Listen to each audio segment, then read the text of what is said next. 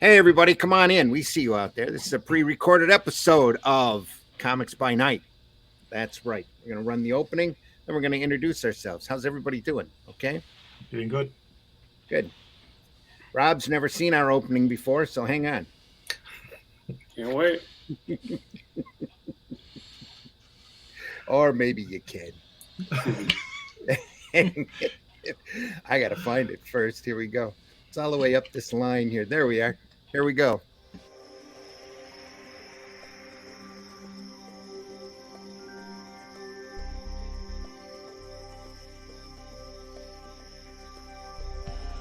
What was that? This is not a charade. We need total concentration. Now, once again, this time, with the...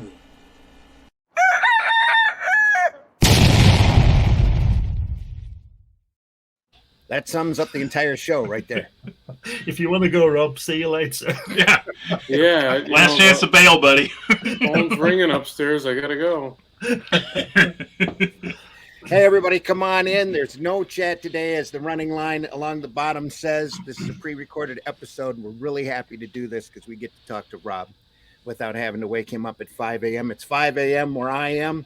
It's about 10 in the morning where Glenn is, right? No, it's 6. 6? Yeah. No, it's 5 a.m. where I am, right? If they were to look at this, we were Play along. Play along. Sorry, it's 10 6 o'clock. in the afternoon where Glenn is right now. But It's normally it's 10 while this program's going on. It's still 5 a.m. where Brian is, though I thought he was in Central Zone. Apparently he's at Eastern Standard Time. And it's 5 a.m. where Robert is. It's all I'm right. tired of working with amateurs, I swear It's to been a God. long day. And it's only the morning. Come on in. Over on the West Coast, it's 2 a.m. while this is running. So it's Comics by Night, folks. I've not had breakfast yet. That's right. Well, of course you know it's morning. I've got my coffee here. But he's laughing. Coffee anytime. Yeah, all day Oh, long. dear. Okay, Rob's look. really impressed. Yeah. Good stuff. You're wondering where our Emmy Awards are, right? It's like, man, 5 in the morning, I should still be in bed. How am I up this early? I got to make a shelf now for all of our awards. And instead, I just have a curtain. There you It's go. covering the awards. That's Right. what it is. It's The covering, awards are yeah, behind the the awards curtain. on the other side of the curtain. Yeah, pay no attention to the person behind the curtain. That's right. I'm your host, Randy Zimmerman. I am a longtime alternative and independent comics creator, producer, publisher. Been in this, doing this business for multiple decades. Freelanced a lot, did a lot of commercial artwork. That was sequential work and graphics work, all sorts of stuff. Self-published under the Arrow Comics, Weeby Comics, Massive Comics banners. Freelance for tons of more other little small independent or alternative companies. Well, maybe not small. Caliber Press, Antarctic Press, over the years, quite a few of them. A lot of them that aren't around anymore, but that's not my fault. Anyway.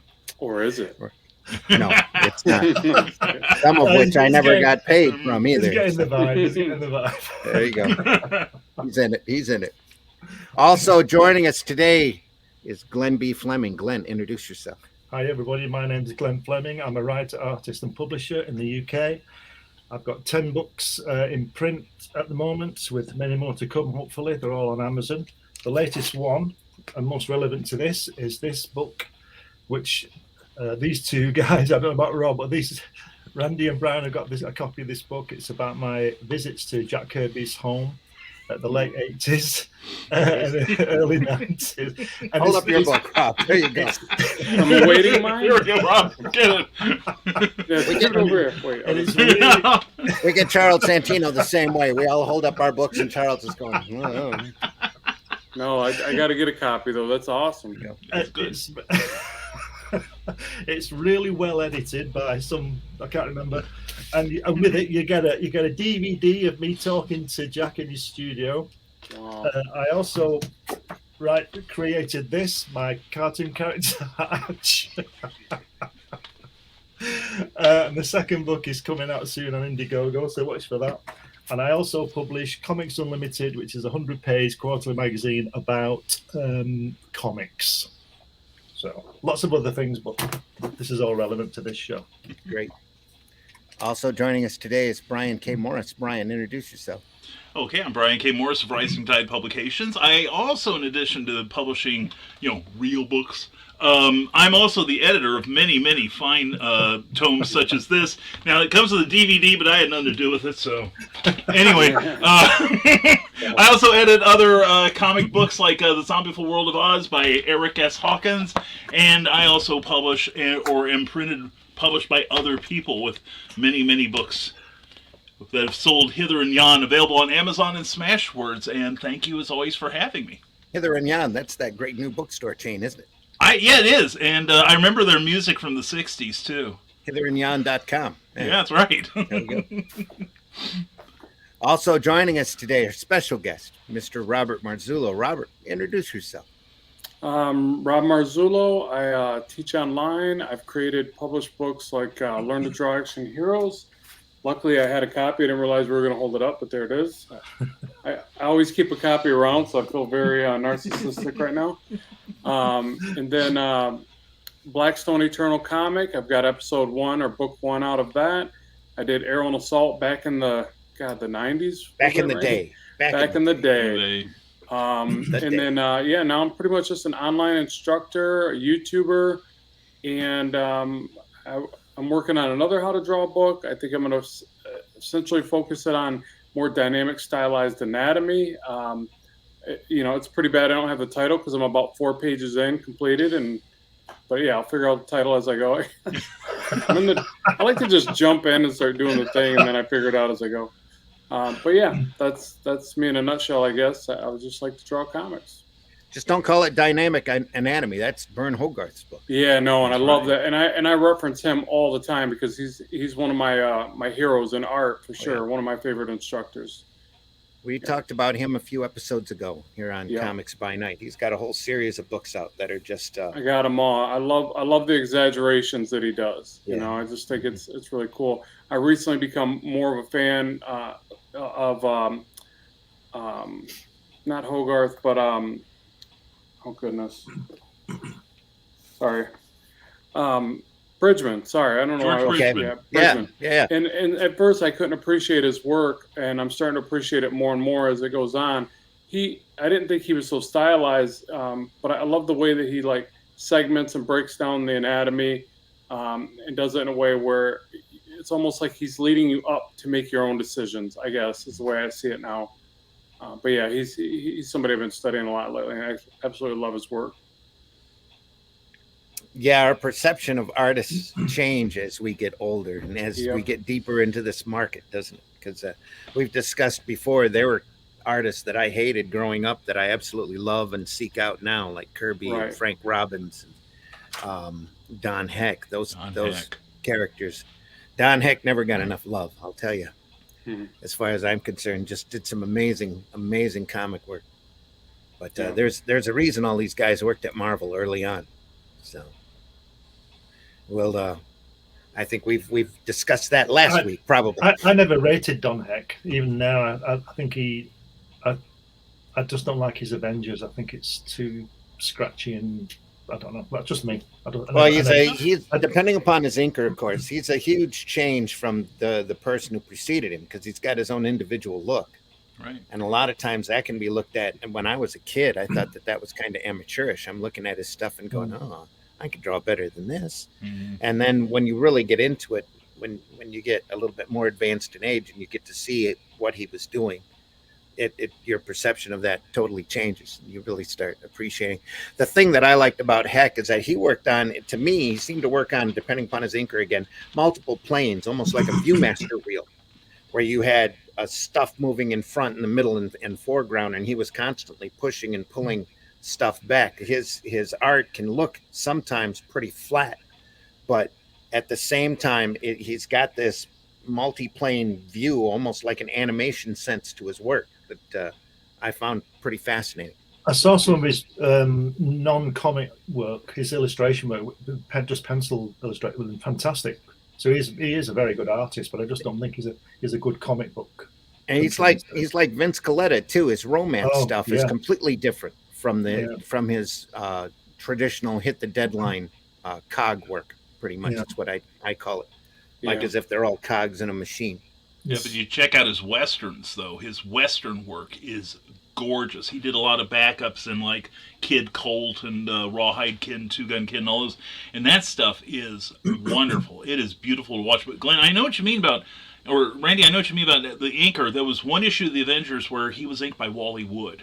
Mm-hmm. That was the best of both worlds. You had Wood's precision, his command of light and shadow, and then you had Hex. Like Randy is saying, this multi-plane effect. You could follow the story. I just wish they had done more stuff together.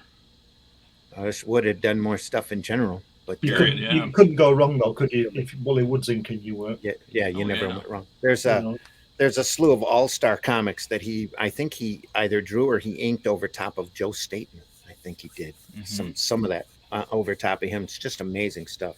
And some really Keith Giffen too. Yeah. Yeah, I like that thing by Wally Woods. It's 22 panels at work by Wally Woods, right? Yeah. 22?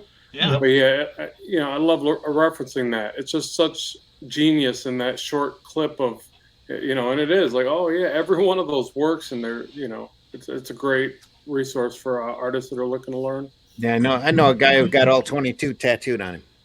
Did he really? Yeah. Yeah, right. I'm serious in order to keep track. Right. But back when I was doing the paper, remember the Flint Comics paper? I had this big biker dude come up to me at a rock and roll festival that I was at, comes running up to me and, you do that paper? And this guy is twice as big as I am. I'm not a small guy. And I'm like, yeah, how much trouble am I in? That kind of thing. He goes, I got to show you something. And he rolls up his arm. He's got a Leo strip tattooed all the way around his arm. Wow. It's amazing. Big thing. Just says, I love Leo. Mm-hmm. Cool. That's your thing. Yeah. Thank you. I think I took a picture of it and put it in the paper too, just to show it off. Yeah. That's pretty cool. That's fun. But you never know where comics are going to show up. Never know. Somebody's back, for all you know. So do you do your teaching full time, Rob? What's Yeah, yep. I use a couple different sites to get the content out there. It all started from YouTube. But yeah, I use different platforms. One's sort of like a Netflix platform called Skillshare. One's sort of like buy on demand per course. So I build these courses, put them on things like Udemy, and then I have my own site. And then I even create digital assets on Gumroad, everything from the Blackstone comic to, I realized that if I made different brush packs and different templates and pose packs, anything that kind of assists aspiring artists to make their comics, some of which, I've been labeled a cheat. I got one of those messages the other day. I made a web brush. It looks like Spider-Man's webs. So you just pull the brush across the screen and whoop, you get these webs, right? And nice. I'm a cheater now. And the thing is, I was like, well, I'm just taking overly repetitive tasks and turning it into an asset, a digital item. And so I do that as well. But yeah, not everybody's a fan when I do stuff like that, apparently. Well, we're having a big discussion in the comic industry right now over AI art. Yeah, same ball of wax. I feel like that's a bit of a different monster. I get it where if the computer is completely generating everything just based off some minor input. But then again, if you can use like the AI as a way to generate thumbnails that you're going to then convert to your own, like the process when you work with a client, you always go through these thumbnails, right? Mm-hmm. And sometimes that idea generation can be, a mess or whatever, but you get through it, you develop the idea, and then you render it, right? So if you use AI in that same sense, then I don't see it as such a bad deal. But if you're using it from start to finish as a full creation of the art, I just don't see where the value is. Personally, but whether or not I deem it valuable and everybody else does, and it takes another chunk out of the artist sector, like say, 3D models would have been viewed at poorly 20 years ago, right? And now they're mainstream. They definitely took a big chunk out of what people would have, had to hand generate those. But you can't really fight technology a whole lot. You have to integrate with it, I think. Like a Borg from Star Trek. You have to apply your own creativity to it. Is that what you're saying? Yeah, you can't. You're going to get steamrolled over by it if you try to be a bit of a dinosaur. I think. I mean, don't get me wrong. I don't like thinking that AI would take a big chunk out of artists that are already trying to survive, and be a working professional. But if they can integrate it and utilize it in a way that makes them more productive, then I guess that's the only way you can really think about it. Because if you look at technology as a whole throughout history, what we can't really avoid it, right? It just kind of it beats you in the end, doesn't it? Isn't that the story with the the guy building the railroad tracks and the machine won at the end? What was that, Jack? I can't remember the story. Casey Jones. Is it Casey Jones? Or and he's John trying Henry? to compete against the machine, building Casey the railroad Jones. track. Yeah. Doesn't he die at the end? Yeah. Yeah. So, I guess that's the way I look at, these things. Like, you got to integrate them, you got to utilize them, and be the next best version of an artist. Not, I would love to say do everything by hand forever, but I guess I don't see that as being possible with the way things are going. I know you guys are probably all mad at me right now, but it's just kind of my view on it, I guess. Well, your guy who emailed you and said you were a cheat for making that web tool. It was a right. brush. It was a brush that you Yeah. went across. Well, you can always apply your own creativity over top of that too, and add more detail into the webbing that you've supplied. Definitely. And that's what I tell everybody with all these brushes, like, utilize it to give yourself a template. The same way, like if you look at the old Renaissance artists, they took a lot of cheats. They had projectors that they made. Even when we first developed perspective, they were taking pieces of glass, holding it up, and then drawing across the glass to figure out the perspective. I mean, I'm sure people back then were calling them cheats or something, or like a ruler. Is a ruler a cheat? Is a French curve a cheat? Where do you draw the line, I guess, things like that. I think, to me, the main point is that you don't have to use that webbing tool that you designed. Right. If that guy if that guy thinks it's cheating, well, then don't use it. Exactly. Yeah. Yeah. And then take pride in the fact that you developed it by hand. Brag to your buddies, And then the other thing I have to think about it is I say, well, maybe use the webbing brush, or I have this one that draws bricks for you or whatever. Overly repetitive things generally, right? So you spend the time, or you save some time by utilizing this. Now you take that savings in time and you put it in your study of anatomy, composition, drawing buildings in perspective, the things that you can't cheat, or maybe you could cheat that with some 3D stuff. But even that, do you really use the 3D art as a trace, or as just a really good bit of reference and a launching point for you to learn, develop, and grow? Then it's all good, I think. Makes you a better artist. The only thing is with the webbing tool that you've designed, is that's your webbing. That might not be the way I would draw webbing. Exactly. So, I do, as these guys know, I do all of my art traditionally. I use paper and pens and inks and paints and all that. But I like to do that. I have done some work on the computer and that kind of thing, but I like to feel the pencil and feel the paper. Oh yeah, it feels way better. I agree. So I would never. I'm not, and I've never said. And these guys know again. I've never said that it shouldn't be allowed or anything like that, because it's whatever gets you through the night, isn't it? So, but that's the way I do it. I get called a dinosaur, so I'm a dinosaur. I don't care. I like drawing. I don't want to rely on some system that somebody else has created, and that's just me. But if people want to do that, then that's fine. I don't have a problem with that. But that's not the way I do it. Even back in the 90s, when I was doing Aero 3.0, I was bringing original art directly to the printer. And the first time I did that in a camera box, film box, I brought it in, and he looked at the box and his eyes lit up, and he goes, we're doing this the old fashioned way. That's cool. Because he had the camera that can hand, instead of me handing them a Quark drive, which is no longer even used. Right. Yeah. You try to find somebody who can use a Quark drive. They're nobody, I don't even know what that is. That's what's crazy about it. One day it was common knowledge, and then it's like, I don't know what a Quark drive is. Everybody looks at you and go, aren't you using a Quark? And I'm like, no. I thought it was a Star Trek reference. I just take boxes. Yeah, exactly. I just take boxes across the border filled with original art and have them printed over in Windsor. That's what it is. Absolutely. Yeah. Now, this pushback you got, Rob, on the program was Were they from artists or just trolls? Oh, yeah, I would imagine trolls.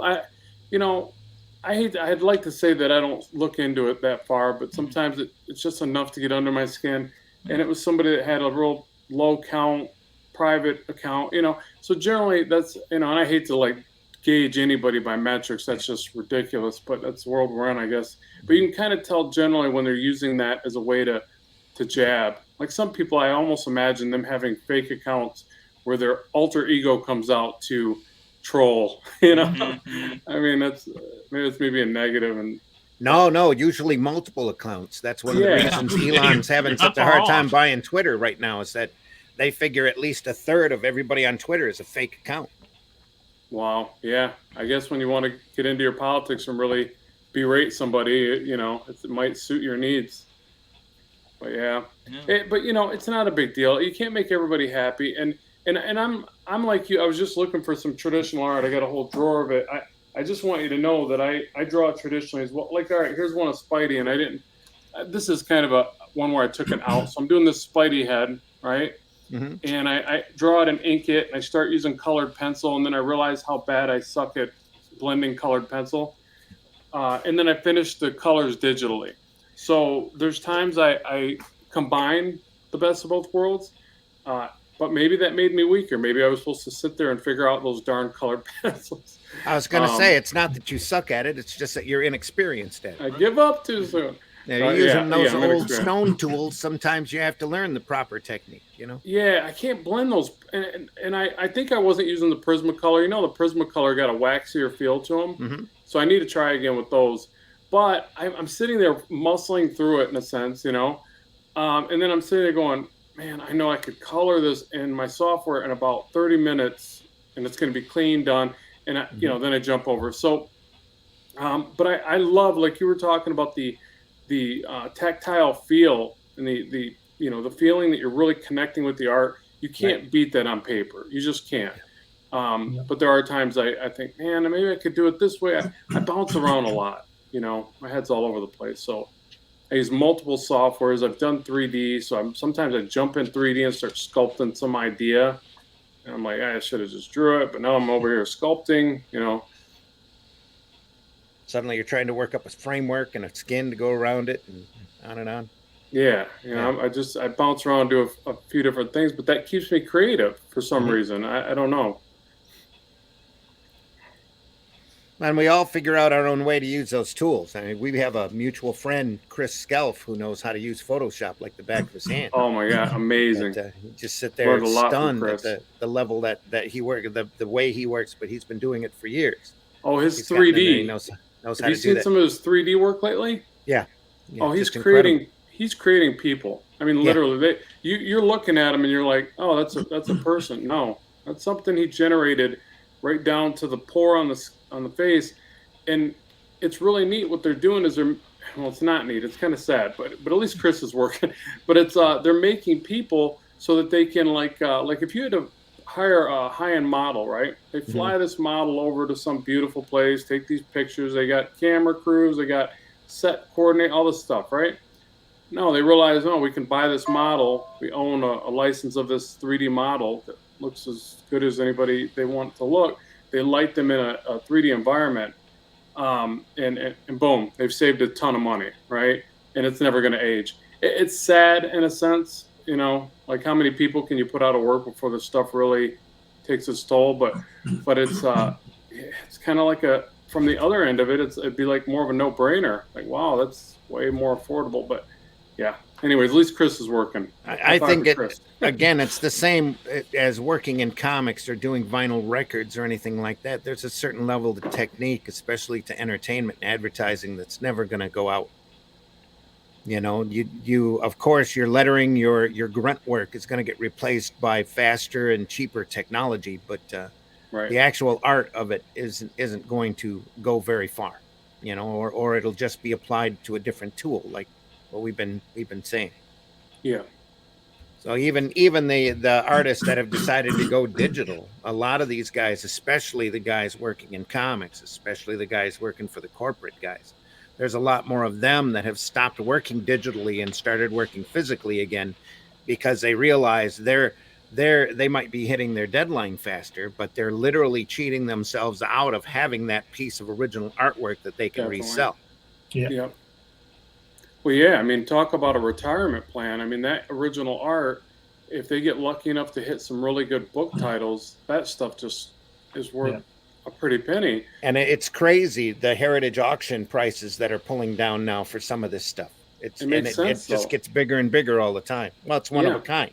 Well, it makes sense, and supply and demand, and then scarcity, right? So the other side of the market, they're all going digital. Like, we're saving time, we're going digital, and all of a sudden they're like, there's less original art over here, so that's going to go, and it's a, it's a back and forth. Like, see, I can't understand how can I put this?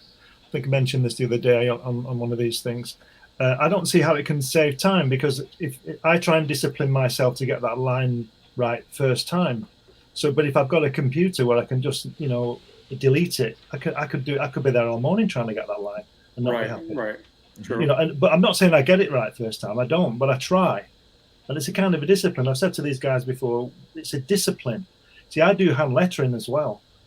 I like to do it. I challenge myself. I could just do the artwork and then lay the lettering on in Photoshop or whatever, or Illustrator or whatever it is, and just it would be perfect every time. And that to me is one of the problems, is that if you look at computer lettering, every letter is perfect. Every letter, every A and B is the same as the previous one.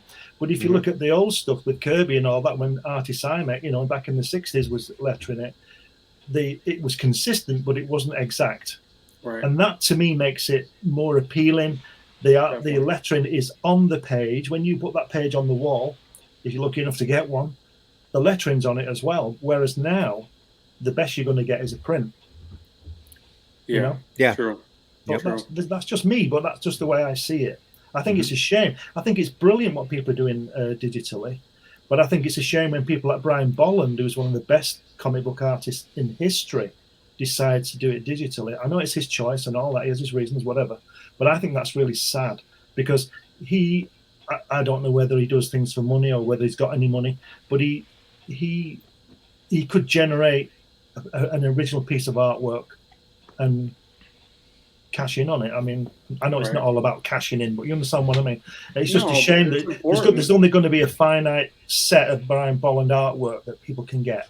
Right. And you're leaving something behind, something tangible behind. Yeah. No, I do as much traditional art as I can. And see, I'm not fortunate enough to work on a book series for the big guys, but I'll tell you what, if I did, I would switch back to traditional. Now, I would probably take more of an approach like somebody like Jason Fabok does. You guys know who that is, right? You got to know Fabok at this point. Well, one of the big names for Batman titles, and he does a ton of work. Great artist. He's got like a mix between a Jim Lee and a David Finch. He was actually tutored by David Finch to come in. But anyways, big name right now. What I believe he does, and don't quote me, but I've heard of a few guys using these types of methods. They'll use like an iPad Pro, something like this to get their roughs and even a little bit of refinement. Print it out on I've got like an 11 by 17 Brother printer here, and I run Bristol board through it, no problem. Slide that through the back, prints the blue lines out, and then you go to town and you ink on it. So it's kind of taking the place of a light table. And I mean, the work looks gorgeous, and it comes out fully inked on their board, so that you get that the end result is your hand, drawn work. Not everybody does it that way. Some take it all digital. I think that digital doesn't save you a ton of time. Well, depends on how you use it. But when you're doing all of it digital, I can't say it's a huge time saver. What I will say is it's generally nice for portability if you're going to do the whole project. So for instance, again, back to this thing, I can have Clip Studio Paint on here, and I can do pencils, inks, colors, letters, everything on this little device. I could be sitting on a plane. I could go to, coffee shop, whatever. And it's like I took my whole art studio with me. So in that sense, it can be kind of a huge deal, because I get really frustrated sitting in my studio all the time. I can only sit for so long, and I got to move around. I'm kind of wired like that. But so for that, it helps. But again, I think that you're right that you can't just not have this traditional art. I mean, it's do we want all these digital files to be what are they doing? Those I laugh every time I think about NFTs, right? Yeah. That's what they're pushing for. They're already doing it. They got, you get this files an NFT, or like you said, a print of it. And I've done that at shows, but you need some of that tangible, original art to leave to the world, right? Sure. I mean, I think so. Yeah. I feel that way. Yeah. Agreed. Yeah. So just combine them together, maybe draw on that start. If it helps the people get to where they're at, maybe draw it digitally and then print it out, and then try some of that, because then at least you're getting that. If you're good at inking, I guess that's the thing. You got to be good at inking, or you're losing your pencils. Mm-hmm. Well, I can tell you, I went to the Flint Institute of Arts here. They actually had a display of comic art. One room was all traditional guys, and the other room was the new wave people that were all digital prints. There's a huge difference. Yeah. There's definitely a huge difference between going up and looking at, you see this little 5x7 frame on the wall, and you have to really get close to it in order to look at it, and it's under low light, and it's a Schuster Superman in pencil off of a sketch pad paper, manila sketch pad paper, so it's already yellowed, sitting there under low light in a small frame, so high up you can't even touch it, luckily under glass. Or you see a Hal Foster Prince Valiant page, which is huge. I mean, we're talking probably 36 wide by 40 or 56 tall inches. That absolute huge artwork, just under frame. There's nothing like seeing it. And then you go into the next room and it's all digital prints. And granted, a lot of that artwork is great. It's phenomenal looking stuff. And some of it is even done to look rustic. I mean, where the dots are, the coloring dots are there instead of the fluid computer dots and all of this. It's just not the same. You're looking at it, and you see on the little tag next to it says digital print. You go, oh, okay. Yeah, you see, that's another thing I don't understand, is the way that you would get what we call traditional art, which is what we produce or I produce, and the digital guys will try and make it look like mine. Well, do it like mine. Yeah. They're sort of going forwards and going backwards at the same time. Yeah, there's patches out in there for zip-a-tone screens and for off center coloring to make it look like a Silver Age book and all of that. So why not just do it? Exactly. Yep. Yeah. Well, you can't print that bad anymore. No, unless you go to a bad printer. Imagine, Randy, you'd have to be really intentional. You've done a lot of printing, Randy, in your time. Imagine having to do it wrong. Yeah.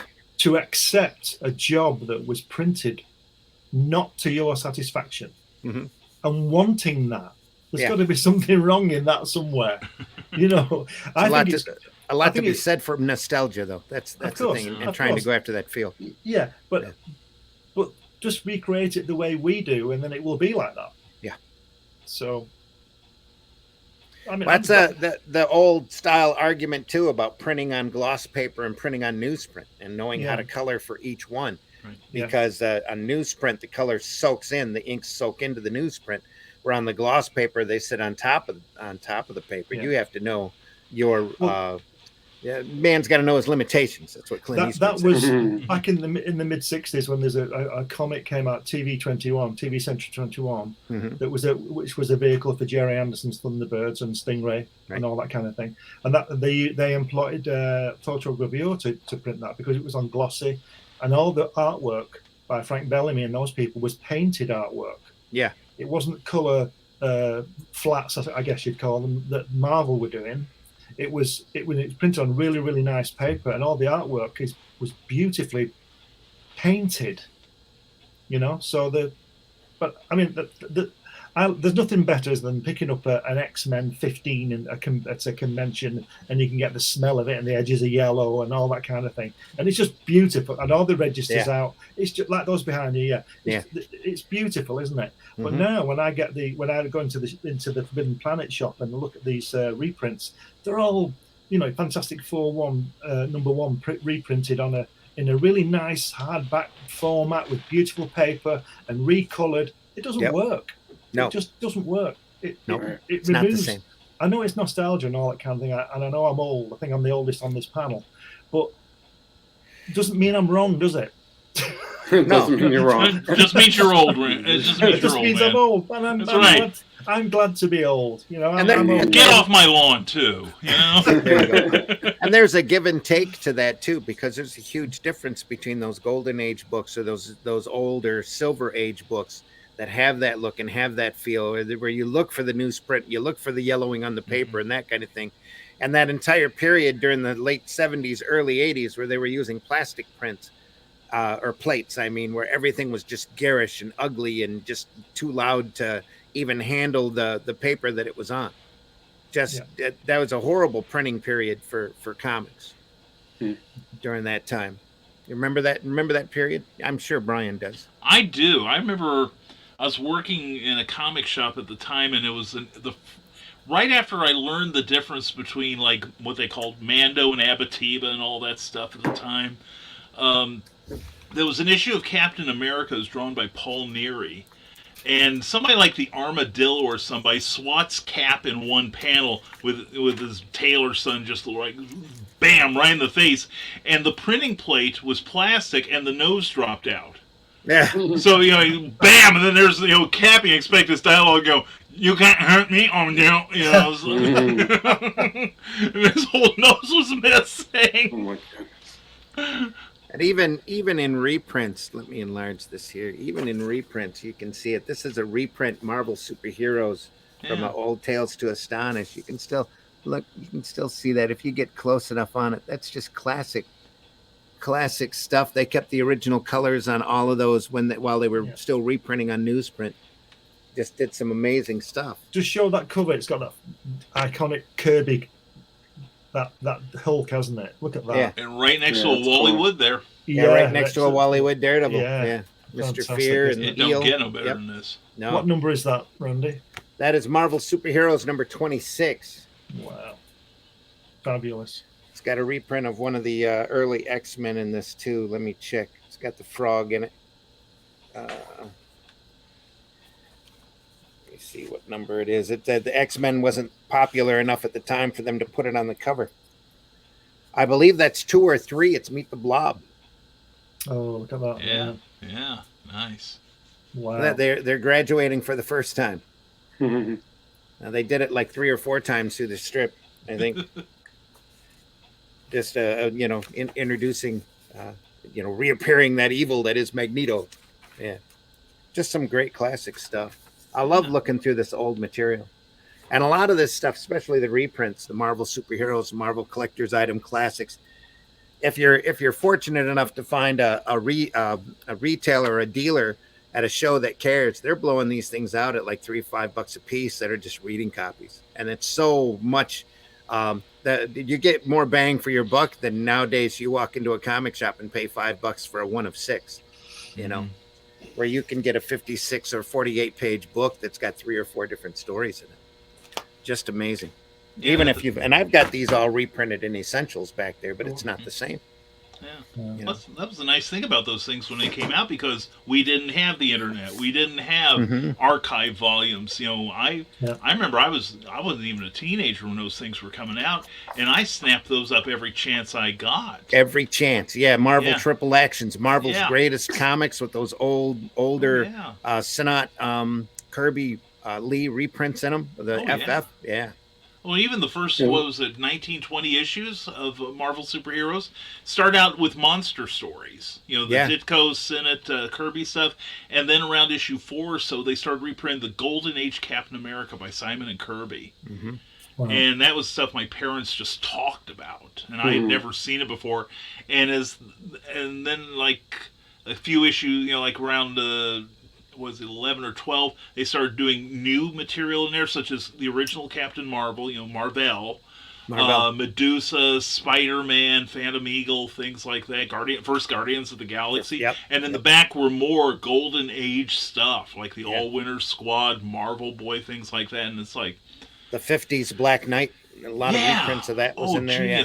Genius just work. Phenomenal stuff. Ghost Rider. You'd see the old Western Ghost Rider every once in a while. Yeah, beautiful just work. Old style superheroes. Let's show this one. There you, of course you can. There you go. This is one I just picked up, and look at the amount of. Well, if you could tell by the amount there, but This is old for me because this is when I first got into drawing comics. It was one of the first books I picked up. Old, I think it old was for actually you. one. Listen Well, to you. one before that.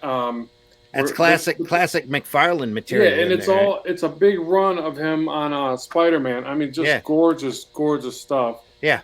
This is the stuff that inspired me to draw comics. Mm-hmm. And don't yeah, think so he I- could have used your app for drawing webbing. I'm telling you. Yeah, right. I'm sure he would have called me a cheat, but or probably would right now. But the thing is that I mean, just that collection, that is a massive.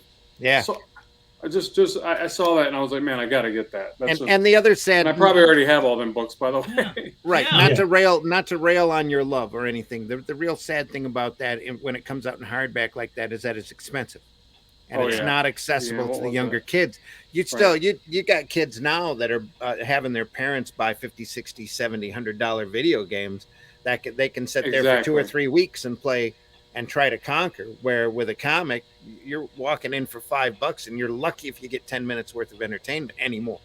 Right. Where way back when, you were 25 cents for, probably a good 2 hours worth of reading. Oh, and plus those books are such great. That's a great investment if I can manage to take care of it. And then compared to a game where that thing is worthless, a year down. Once the you're road. done playing it, what do you do with it? Well, you turn it into worthless. media replay and you get another cheaper game. That's what you end up doing. Yeah. Yeah, and they give you a next. If you're lucky to for it. find that. But Yep. over time, it just becomes nothing. Like they have a game system or a cartridge. They do this with every major console because I love the game, but not as much these days. But you could take and you can buy all the old games on one device or cartridge, and it's pennies. But it's kind of neat because you're like all the old ones that the classics, the Pac-Mans and Marios and all that, and it's like they just threw them all on there and they could fit them on a tiny little disc because the data is so much smaller compared to what we think data is now. Compact that right down. Yeah. Oh yeah, no problem. It's amazing what you can put on a thumb drive anymore. Yeah, it is. It is. I have one around here. It's like 100, or no, it's 128 gigs on a thumb drive. Yeah. I mean, I remember when it was cool when those things were like 64 megabytes. You know. Yep. Well, I'll tell you when Apollo 11, when Eagle landed on the moon, that computer, which was the best computer in the world at the time, ran on 1 megabyte.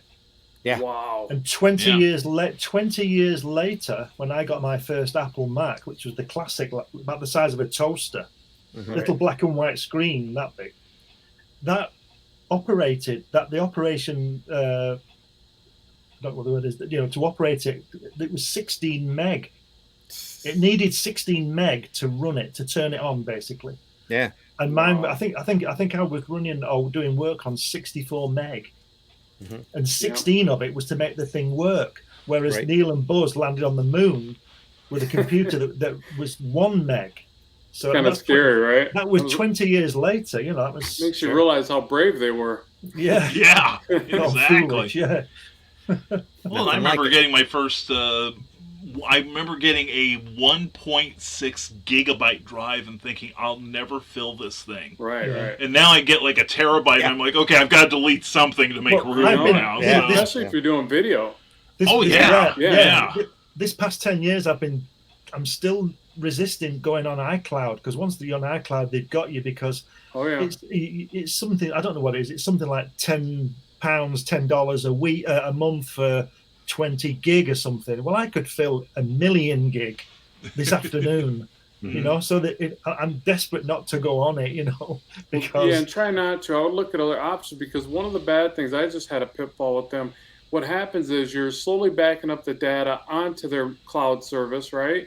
It's not actually on your system at all, and then it's a very painstaking process to download it back with the hierarchy of folders. So especially if you're jumping to, say heaven forbid you go from Mac to PC or whatever, it's not as easy as just downloading the information back. So it's safe up there when it's needed in small increments. Other than that, I would not recommend it. It was a nightmare.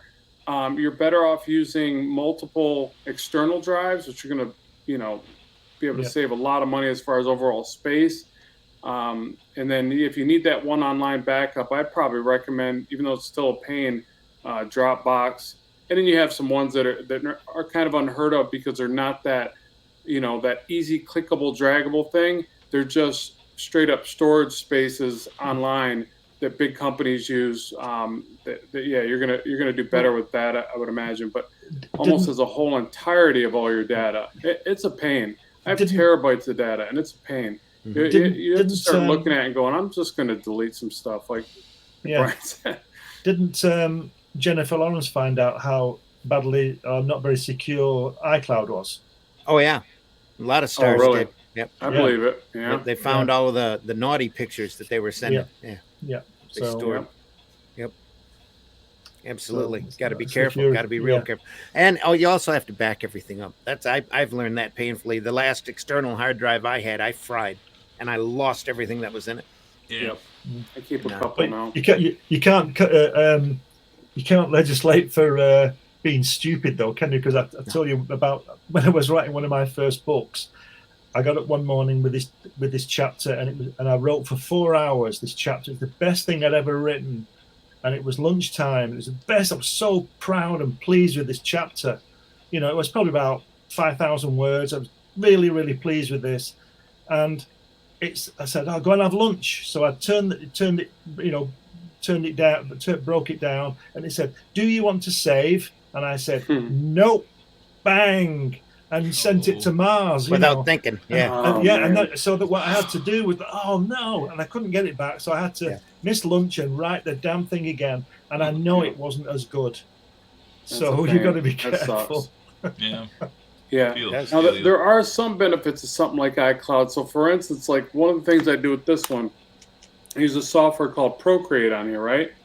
Neat thing about this one, it actually saves as you're going. You never have to click file save. So again, just one of the perks, of this. Not all strengths, obviously, but so it saves automatically, saves this device. I've got the device set up to back up to iCloud automatically. So it's like you have layers of protection there. The software saves automatically. I don't have to remember to back it up to iCloud. Nothing's guaranteed, but I just think of it in terms of like there was somebody, some big name guy left his pages of his book. I think it was a Marvel title, but I can't remember. He left him in a car, and somebody swiped him, and it was all over the net a few years ago. Did you guys hear something? Yeah, I remember reading that. I can't remember who it was though. Yeah, I can't either. And he's just like, he's complaining on Twitter or something like that. He's like, I just can't believe somebody would do this. She took the food right out of my mouth. He was really upset. I mean, who wouldn't be? It was like a month worth of page work, and somebody just come over and whoop. So you never know what's going to happen. You just got to try to plan for the worst and hope for the best, I guess. But it probably went up on some kid's wall. No, you know what? I think it ended up on an auction site, if I remember following the story correctly. I think, and I think he did get some of them back. Oh yeah, something like that. I think the guy tried to, because obviously, where's he going to take him? He's going to try to get top dollar for him. Yeah. And then I think I'll have to find that story again because I don't want to misquote it. But Paul McCartney did that years ago with Wings, didn't he? When he was recording a record called "Band on the Run" in 1973. I think he was in Jamaica or Africa somewhere. I'm not quite sure. I think it might have been in Jamaica. And Lagos in wherever Lagos is in Africa. And he went to the EMI recording studio there with Wings, and they were recording that record. And he every night when they finished, he would take the master tapes with him back to the hotel because he didn't want somebody breaking in the night. Right. So he got mugged on the way back, didn't he? And Linda and Denny Lane got mugged on the way back, knives at the throat. They didn't know who he was. But they took his watch and all that, and they took his tapes, the master tapes. So I don't know how it was resolved, if it ever was, but somebody either threw away the master tapes of Paul McCartney's new record, or they have still got them, or they can't sell them, or whatever. I don't know. But what an idiot. He said, what an idiot. He had no security. There was just him, Linda, and Denny Lane walking through the streets of Lagos at 11 o'clock at night. White people, not a good idea in that area, let's say it. And they got mugged at knife point, and all this stuff was taken. Wow. Weeks of work. mix of work. And as he's trying to do the one thing, he's trying to prevent the one thing that happens. That's right. Yeah. Irony of it. Well, how do you go online and promote that sort of thing? Yeah, like fresh from a robbery. Yeah. Well, I would imagine that the Paul McCartney machine would still be watching out for that kind of thing. No doubt. Surface. Yep. But No doubt. He doesn't know, but he's always said that he reckons that these guys wouldn't know what it was, would pull it all out and just throw it in the bin. They probably did, yeah. Like, oh, look at the watch. They didn't realize they had this gold mine in their hands. Yeah. Some rich guy. Yeah. Is watcher. What are these tapes? Just tapes. Just toss them. I've never rated that McCartney anyway, he says. Happens all the time. All right, everybody, thanks. This is, we're heading towards the top of the hour. Yeah. So, thanks for all your comments, everyone. Yeah, really. Yeah, really appreciate it. We do appreciate the chat, even though we can't see it today. We will see it, though. We'll look at it later after this airs. This is the Sunday Funnies for October 7th, 2022. Hope everybody's doing well. So we have a couple of bumps to run, then we'll be right back with part 2. Let me run up here and find them first. They're around here somewhere. I know they're here. We can do this one. Here we go.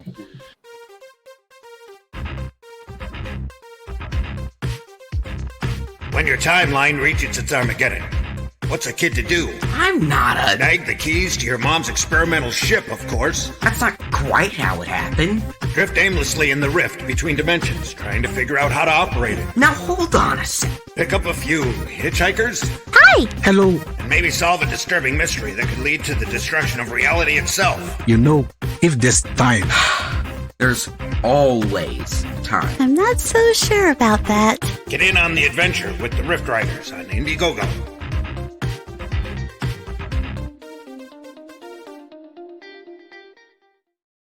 And that campaign might be done by the time we run this, but this one won't be done.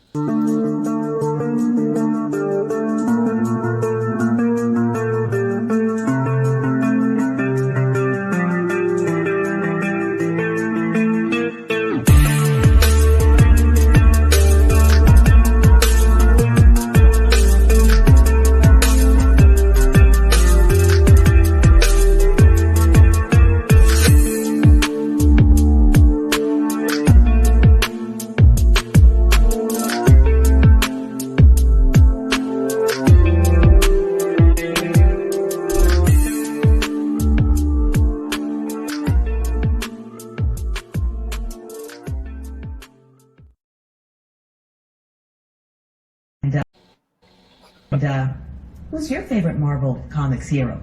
Mine is Superman. Remember the motto? With great power comes great responsibility. Wow. Absolutely. Slaughtered that. Read it right off the teleprompter. I'm still convinced that's Sigourney Weaver's sister. Could be. You never know. So, hey, Rob, tell us about your process. How do you put a class? How do you put a class block together? Lesson. Yeah. Plan So together. I start with the student problem. I try to remember all the things that I wished I was trying to figure out when I was collecting McFarlane's books and trying to draw every picture out of the book. And I'm like, how is he doing this stuff? How does foreshortening work? How does perspective work? All this stuff. So I start with the student problems, and you can go to forums and find people just, man, I can't draw hands to save my life. Feet and hands are always a problem.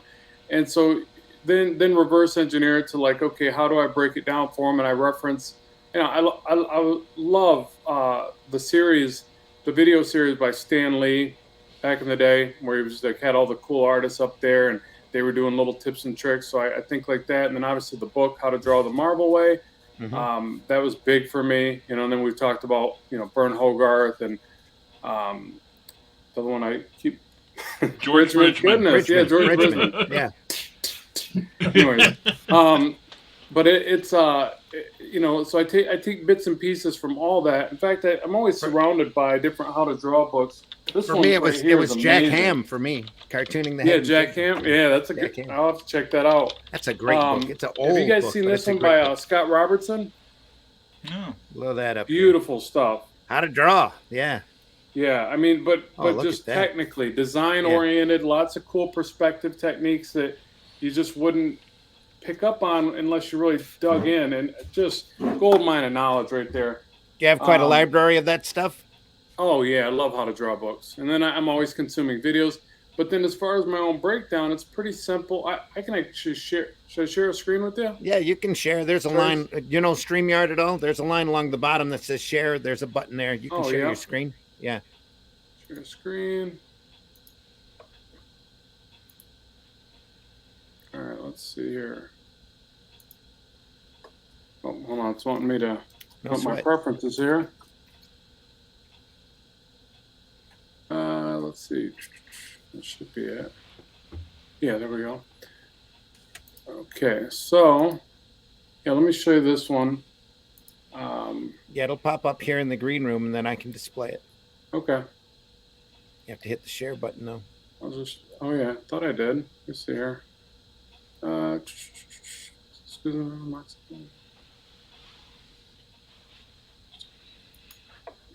you know what? It might want me to restart Chrome.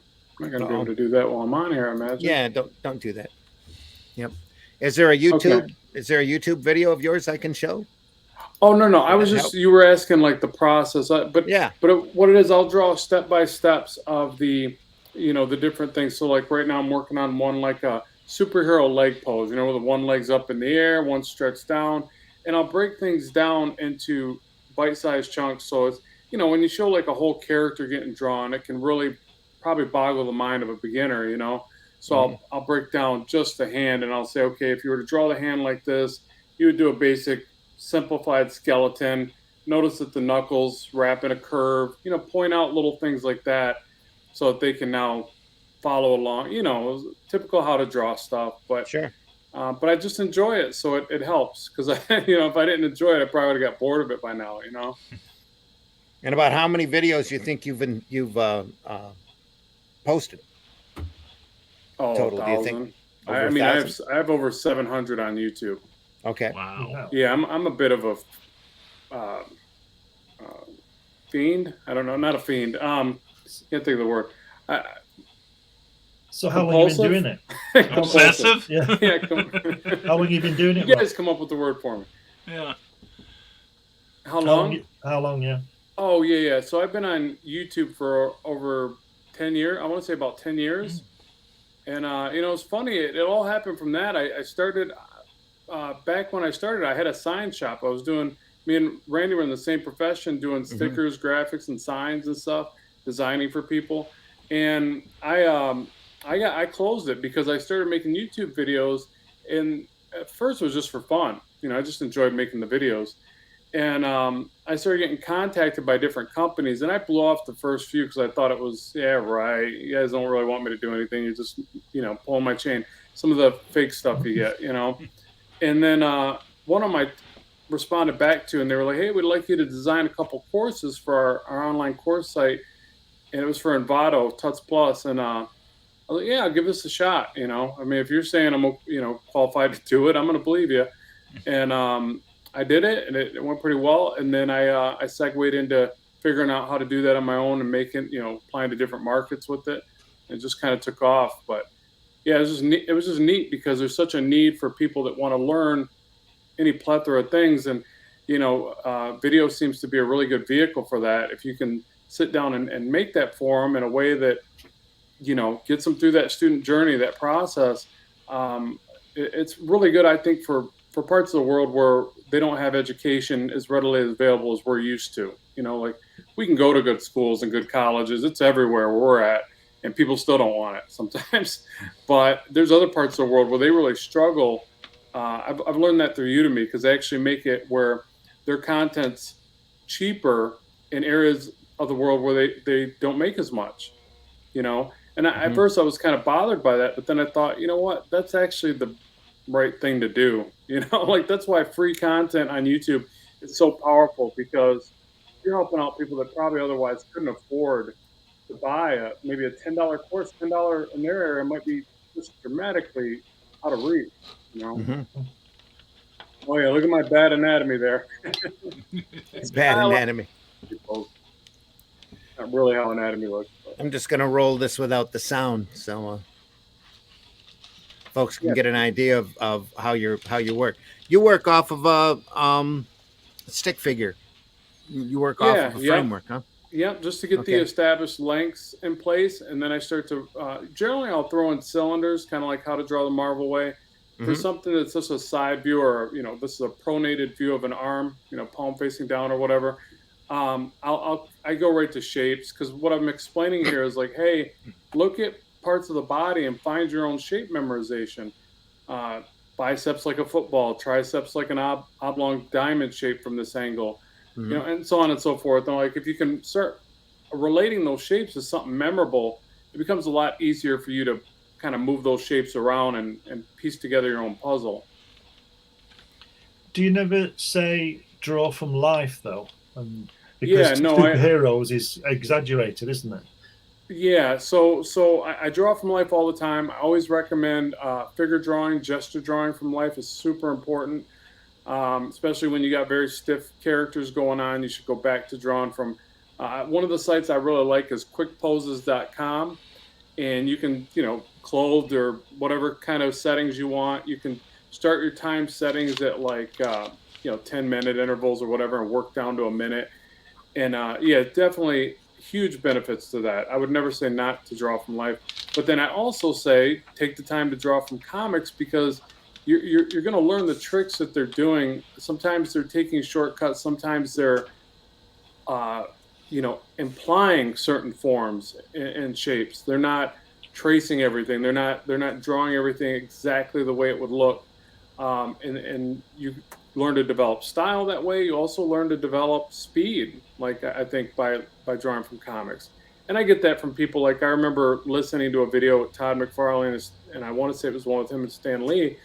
And he said that he's like, draw from comics as much as you can. He goes, you're gonna see what these guys are doing, in their process, and you're not gonna get that by just practicing, So he was a big advocate for drawing from comics.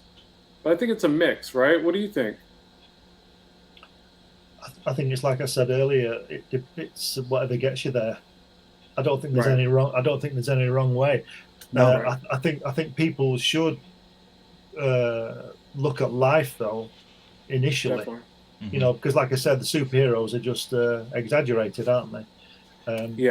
You have to know the rules in order to exaggerate them. Exactly. Yeah. I can understand why. I can understand why those guys were. I mean, they're the top, aren't they? Would say look at the comics as well, because you do learn a certain shorthand, I think. But I think you learn that anyway, don't you?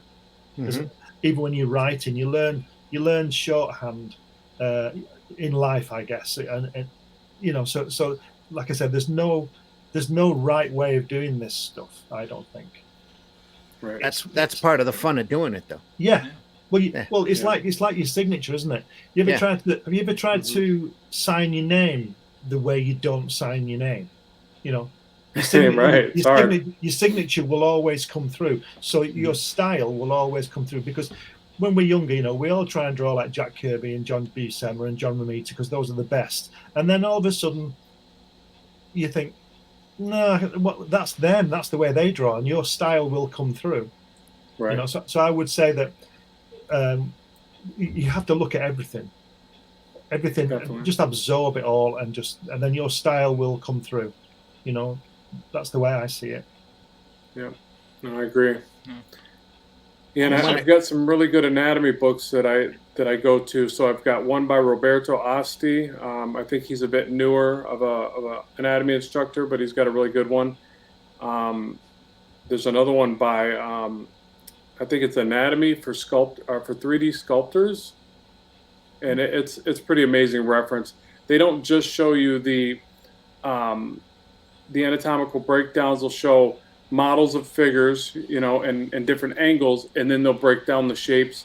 So they're taking figure drawing, real life studies, and breaking them down in different ways. So that's another good book for reference for anybody watching that is trying to improve their anatomy knowledge. Mm-hmm. I think. Oh my God, these ads are everywhere. They are everywhere. Yes. I remember years ago somebody said to me they weren't very good at drawing hands. I said, "Well, have you got hands?" Right?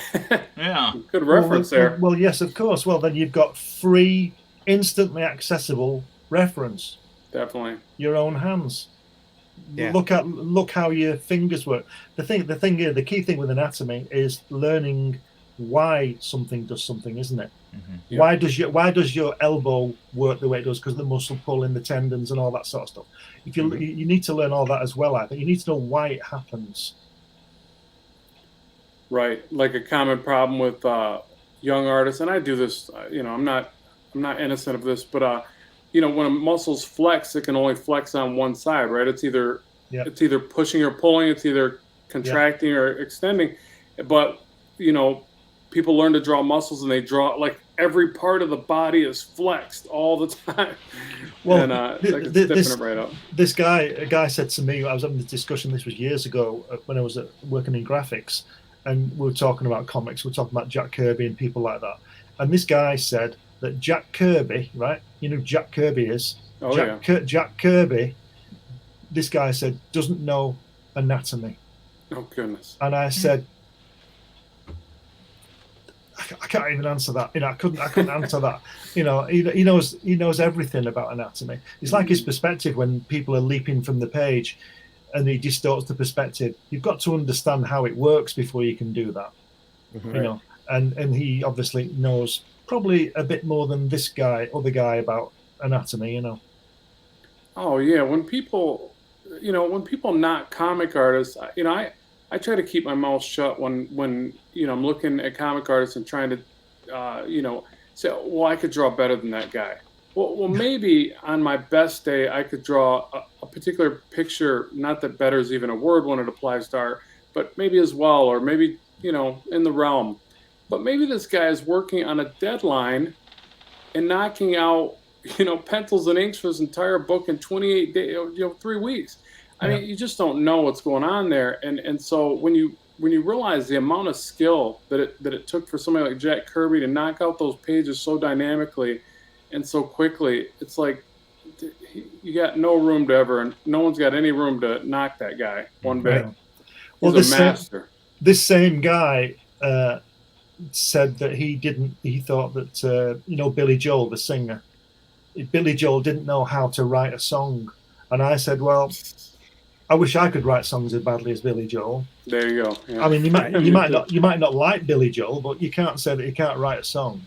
No, so he's the equivalent of a troll, just a hater. Yeah. Instead of trying to figure out, you learn from the people that are great at something, and you can't learn from them if your cup is full and you're bashing them. Yeah. But that's just an unwillingness to learn, and that's fine, but you're not going to grow. It goes back to those mental switches that I talked about it, I'm sure, on a previous program, where you tell yourself yes or no in your head, and that's the way it works for you. Right. That's why I like catching kids in elementary and junior high school level to teach them basic cartooning, to show them not only can you, but if you work at it, you can get really good at it. Right. Yeah. Yeah, and it takes a lot of hard work ethic. So one of the things I always say to young artists, like they I'm trying, I can't do this, I can't do that. One of the first things I'll say is, let me see your work, because then it holds them accountable. They have to actually show me something. They have to show me what they're working on, and then I could see into it more clearly as well. But then also, it's like you just keep putting it back on them, like, not in a mean way, but hey, how much are you working? Work ethics are different. Like what I consider hard work and you consider hard work, or a lot of work, might be different. How much? Like an hour and a half a day. And I'm like, well, that might be part of the problem. Let's try 2, 3, 4 hours. Like you have to build up on that. I mean, a lot of these guys that you're looking at that are really good, they're drawing for 8, 10, 12 hours a day. Some are faster than others, and they don't have to put in the 10 or 12 because they've developed skill sets over time. But a lot of them will tell you, from the ones I've studied, that they had to put in massive amounts of time to get to where they're at. And it's, so it usually can ask the student things like that. And that's a big part of the problem, that they think that they're going to get good in a half hour a day. And it's like, over a long period of time. I think it's like I said about your style and your signature. I mean, as we all know, Kirby at his height was drawing 5 and 6 pages a day. and he was working, I don't know what hours he was doing, probably 15, 18 hours. It's a lot of time. Whereas other people would be working the same time and only producing 2 pages, but that's because of their speed, isn't it? Yeah. You know, Kirby was fast, but he was only Jack Kirby. Do you understand what I mean? Well, plus Steve he'd been drawing since he was, he was drawing professionally when he was 15, 16 years old. Yeah. So, but he had an eye for it as well, didn't he? He knew what he was doing, and he worked it out quickly and went from there. And he's exceptional. We always mention him, and maybe we shouldn't, because he is exceptional, isn't he? But you've got to aim high, haven't you? So look at that stuff, but look at what he was doing. And I think we've said before lots of times that it's not only he's not the best illustrator around, but it's his creativity, isn't it? His characters and character designs. That's his and his storytelling abilities. That's his strength. Because he's not as good an illustrator as Wally Wood or Neil Adams, but they didn't have the creative side of it like he did. I understand a lot of the people in the Golden and even Silver Age didn't care much for Kirby's style, but they appreciated his dynamics. That they were copying his dynamics a lot because he had been in the business for so long. He knew how to get that pose. He knew how to draw that position. He knew how to draw things. And make it look really cool for the reader and sell comics. That was the whole idea back then. Yeah, super dynamic. Because I've watched other artists that I admire from the era when I came up into watching these people like, Todd McFarlane, Jim Lee, Rob Liefeld, and every one of them that would reference Kirby, where they always say that they loved the way that he told the story and that he made things just jump right off the page. And that's what it seemed like that's what they were trying to capture from his work. Maybe you could make the argument that he could have been better at this, that, and the other. But again, you don't know the amount, like he just, like Glenn just said about the amount of volume he was putting out. The fact that he was spilling it out on the page like that is a miraculous feat in and of itself. But as he was doing it, he didn't fall into a regimen of drawing a bunch of stiff, lifeless characters. They were dynamic and compelling to where people years later are going, man, how do I get a little bit of that into my work? Because I keep drawing everybody parallel to the camera. Nobody's moving, nobody's coming at you. I mean, his foreshortening was amazing. Yeah. And again, if you look at it and you really dissect it, it gets to a point where it breaks down to basic shapes: circle, circle, square, square, square, square. That he starts with very much like what you're doing here, and just breaks it down, adds the detail to make it the character that it is, and then goes on to the next drawing. Right. I wonder how much of Jack Kirby's work ethic was born from the fighting that he did when he was a kid, and then when he got settled and earning a nice piece of money with Captain America, he was suddenly in Europe after D-Day. I wonder how much of his rage was coming through, and like he'd obviously seen. He saw one of his friends was shot in the head when he was 15 by some gangster guy, and then he was in at Normandy in France and going through to Germany and all that. So he must have seen a lot of death, and he was probably living each day because it might be his last type of thing, and just decided to get everything out there. Because he had a comfortable life, and I just wonder. It's the whole thing, isn't it? It's the whole complexity of things that produce the end result. Well, I think, Also, on top of that, they were being paid solely by the page. They didn't get royalties back then. You turned in a certain amount of pages, you got a certain amount of money. So he had to be productive. He had to kick out a certain amount of pages in order to keep his bills paid. Yeah. Well, plus I read a quote recently from novelist Dean R. Koontz, who once said, "Once poor, never wealthy." And I know that a lot of us in the business remember the leaner times when nobody cared that you could do the work.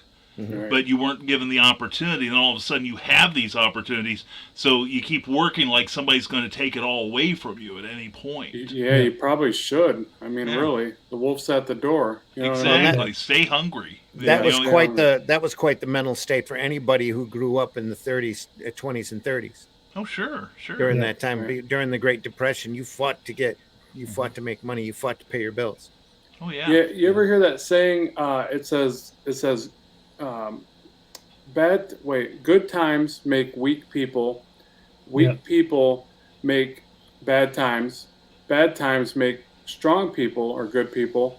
Yeah. Strong people make good times, and the cycle continues, right? Yeah. And yeah. I heard that, and I thought, man, I mean, think about it: the depression, even you could even see it in comics, even. But like the whole when you look at history, it does seem to be evident, that we get complacent and a little too high on the hog a bit. And, well, I think that's happening in society today, isn't it? Oh, we're seeing it. Seems like, yeah. Straight up, yeah. Where we got lazy and decided to outsource a lot of the labor. Yeah, and then you can order something and it comes to your door magically without you leaving the couch. You know what I'm saying? Like, how much of that can you do and it's sustainable before you kick yourself in the pants and say, okay, maybe I should do some of this legwork just for the sake of, just so I don't become a lazy, I'll leave out the, the other words, but you know what I mean. TVMA DLSV here, but that's fine. You got to work. There's got to be some work ethic in everything you do. It keeps you absolutely moving. It keeps you alive. We're meant to be that way. Can't have it too easy. Yeah. You could get political here, but oh yeah, right. No, not us. That's usually where the conversation starts swinging. But it's hard not to. The key fact here is that you got to do the work. You got to do the work. You got to get the experience and go out there and learn how to do it. Be hungry for knowledge always. And then once you get to a level that maybe you had this idea yourself that I wanted to get here, and you get there, like Brian was just saying, you got to stay hungry. You got to you can't think that just. And I've heard guys in the comic industry say this over and over. They're like, once you get there, that was just part of the battle. Now you got to think about how to get that next title, that next book series, because it's not just they're not just going to keep coming. Yeah. Yep. Right. So don't just think getting there is the end of it. It's getting there and then trying to retain the belt. Like think like a heavyweight fighter as a younger guy trying to come up and get you. Another thing I want to point out is we're watching your tutorials here. That's you're great. going through and you're erasing. You're making mistakes. You're improving as you're going along. My whole life's been a mistake, Randy. One after another, it just keeps on. I just keep erasing. But not everything you lay down on that paper is going to stay there remotely. You're always going to make these mistakes. I always tell people I try to think of it like you're almost like you're working with a ball of clay, so you're always moving the lines so that you're exploring. Obviously there's things that have to be in a certain place to look right, and that's where you study from life. But at the same time, you're moving those lines, you're changing the shapes so that you can explore the artwork. What I find that's good about that is that if you're thinking that way, you don't get so frustrated and down on yourself, because there's those times you just don't draw things as well. At least I have them. And if I'm thinking in an exploration sense of state of mind and a design state of mind, I'll be more patient with myself and I'll just keep exploring, looking to maybe stumble around the right thing and around the corner. But if I'm like, it's got to be right. It's got to be right now. And I'm looking at the clock. For me, it seems to work against me.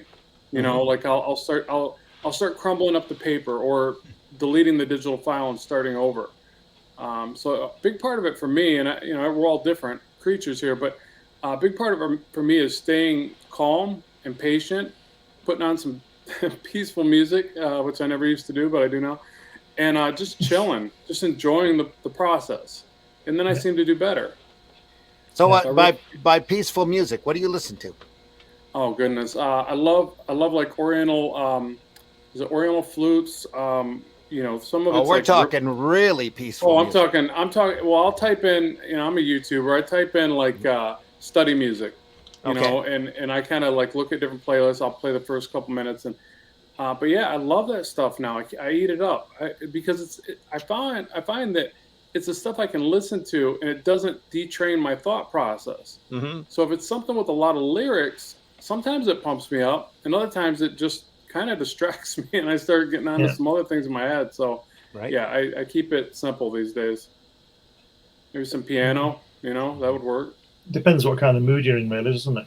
Very true. Yeah. Well, it used to be when I was probably 10 years younger. It was a lot of like Rage Against the Machine and just really, metal music, like some harder stuff. And it's weird. I look back and I'm like, how was I drawing while listening to that? But for whatever reason, I was in tune with that at the moment. I don't do that anymore. Not nearly as much, if ever. Sometimes I find myself just silence works best. Right. Yeah. Same with me. Because it depends what mood. I can't have music on while I'm writing. At least not the lyrics, not songs. Yeah. And I like it silent when I'm silence when I'm writing. If I'm drawing, there's different things. Sometimes I'll put a documentary on or something on YouTube or whatever and listen to it. Right. But like you say, you tend to get distracted. You start to end up watching it and you think, oh, you keep turning your head away from what you're doing and not concentrating. So, you've got to be careful. Yeah, you do. Yep. Yeah, and some people probably do well with that and they're fine with that. I think it just depends on what part of your life you're at. There was definitely times I did more of that, but I like you, where the silence thing even, and I just watched a special on this or a bit about this, and it was like, it said the importance of silence these days is such a big deal, like taking a break from everything and literally just enjoying the silence. It's so good for us, mainly because we're injected with so much stimulation with all the media that we get. Yeah. That it's so much more than we were ever exposed to before. Yeah. That now the silence part and that taking that breather of having nothing come in truly resets you and allows you to get in touch with your thoughts. Mm-hmm. So that's probably why you feel more focused even with your drawing, almost like a meditative process. It's information overload these days, isn't it? Oh, definitely. So true. Yep. I find it sort of ironic that when I was a kid, I used to read a lot. I still do, and I would look forward to going down to the library to get the books because that's the only way you would get them other than buying them. But now every book that was ever written is available somewhere online, and nobody reads them. Right. So it's and people seem to be getting less and less intelligent as we go along. Yeah. Imagine that. Yeah. What a coincidence. Crazy how that works. Yeah. Right. Yeah, and what do you guys feel like even audiobooks? I mean, it's kind of it's good the information's there, but you still need to read, right? Mm-hmm. Yeah. Oh yeah. A balance of each or something. Because I love audiobooks, but at the same time, I'm like, I should be getting a half hour actual reading in a day. It doesn't take away the need for reading because you're really focusing on bringing in the content, yourself. You're doing the work to bring it in. You retain more. You retain more when you read as opposed to listen to it. Yeah, and you use your imagination more when you read because you've got to imagine the scenes and the sets. Yep. If you watch the film, it's all done for you. Or even if you read the comic, it's all done for you. Right. But with reading a book, you've got to create that character in your head, what they look like or whatever, probably from descriptions, as you understand what I mean. But that's what you need to do. People should read. They should read a lot. It increases their imagination. I've got a few books here. You see, just a couple, yeah, just a few, yeah. Let me recommend some to our readers or viewership here, if I may. Some of those books I wrote. There you go. But I don't read those. I always find a mistake. Well, back when I was in an inking frenzy, doing a lot of freelance ink work, the two things that kept me going was audiobooks and radio plays. Mm-hmm. Yeah. That's the big thing, and you can find everything's archived anymore online. If you know where, all you got to do is snoop around a little bit. You can find every radio drama that was done from the 50s and before. I've not listened for a couple of years now, but I got the set of the Shadow from like 1938 or something. Sure. Yeah. Some guy, and even the adverts are still on it. The jingles are still on it. Absolutely brilliant. Yeah. And I was a few weeks ago. I was listening to Moby Dick. Yeah. There's some as a radio play or an audio book. It was an audio book, that one. Okay. And the others were obviously radio plays. And there's a Space Force or something from 1946 or something. Absolutely fantastic stuff. Yeah. Well, just in the background. One of the most effective audio things I've ever heard was by Stan Freberg, Great Okay. comedian from the 60s, also an advertising guy. And the whole thing was some kid is like, this took place like in the early 60s, and this little punk kid is like, what's the big deal about radio? And I say punk kid because I was that kid at that time too, Sure, with my sure. mother. But he said, well, what's the big deal about radio? And Stan's trying to tell him, well, it engages your imagination. You'll see things in your mind and everything. He goes, well, you can't prove it. And he goes, okay, fine. Cue up, what we're going to do is we're going to drain Niagara Falls, replace it with hot chocolate, and put in whipped cream and a maraschino cherry on top. And so we went through the whole process, and with sound, you hear the water turning off. Then you hear the tankers pouring hot chocolate into where the water had been, and then the airplanes dropping sheets of whipped cream on top, and then suddenly a B-52, and you hear it whoosh, and then the whole crowd's just going nuts, and you barely hear Stan going, "Try doing that on television." Yeah. And the funny thing is, now you could. Yeah, with a lot more of a production value, or a lot more money into the production. Oh yeah. Yeah. But Special there's effects nothing budgets beats the were huge back imagination. then. Yeah. Like think Exactly. about, like I always think of World of Worlds. Yep. I mean, I was Yes. that caused. I mean, that just shows how powerful radio is. It was, Yeah. it caused a huge incident, right? I mean, people Yeah. freaked out because they were really seeing it. They were feeling. They were living it. They were feeling it and living it. So it's pretty powerful stuff, and that's just from a great storyteller, right? Wasn't that Right, Orson yeah. Welles that was There doing was a- that? there was Orson number Welles in in the Mercury Theater, yeah. Yeah.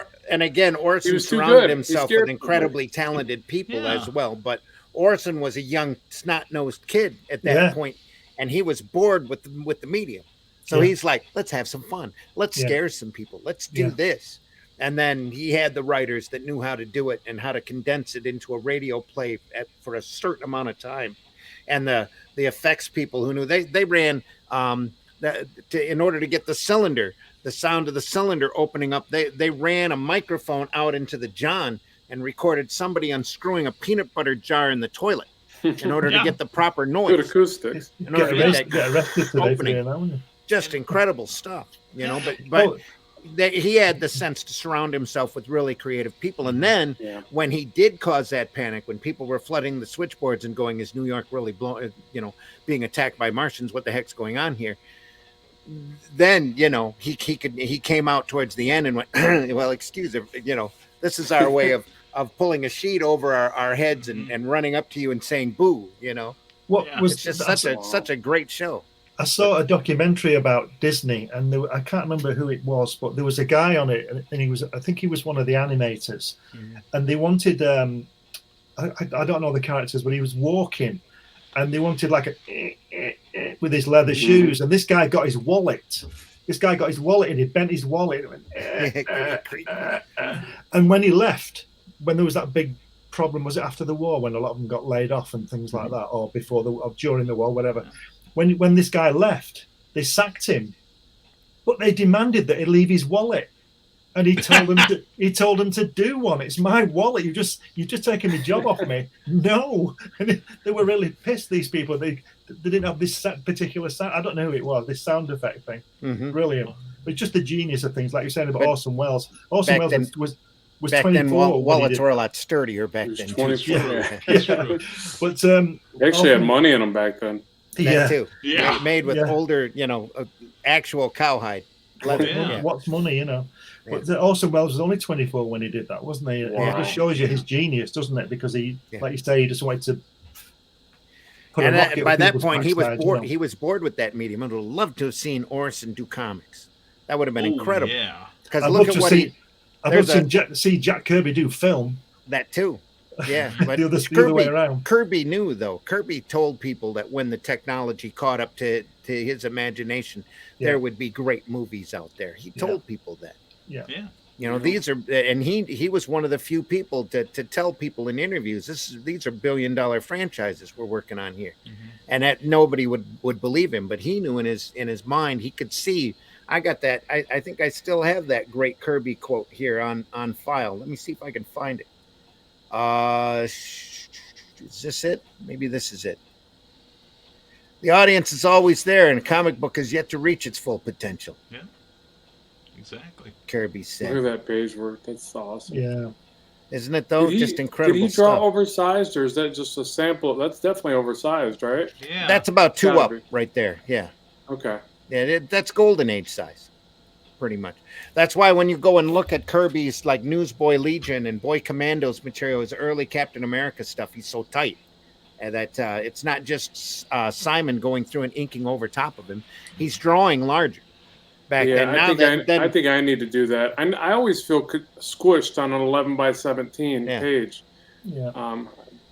But yeah, Rob. Yeah, like I said earlier, you look at those Hal Foster originals; they're tremendously huge, and he worked on those for the entire week. He did one a week, and it was just incredible. You were showing. Yeah, Glenn, there. Let me blow you up here. I was just a second. Let me blow you up. Yeah, I have to find it again. Now. I lost it. It was Jack at his with my work on his table. But I'm just showing you the table that artwork was on. Oh yeah, that's a classic table though. And I think he'd had that since about 1943 or something.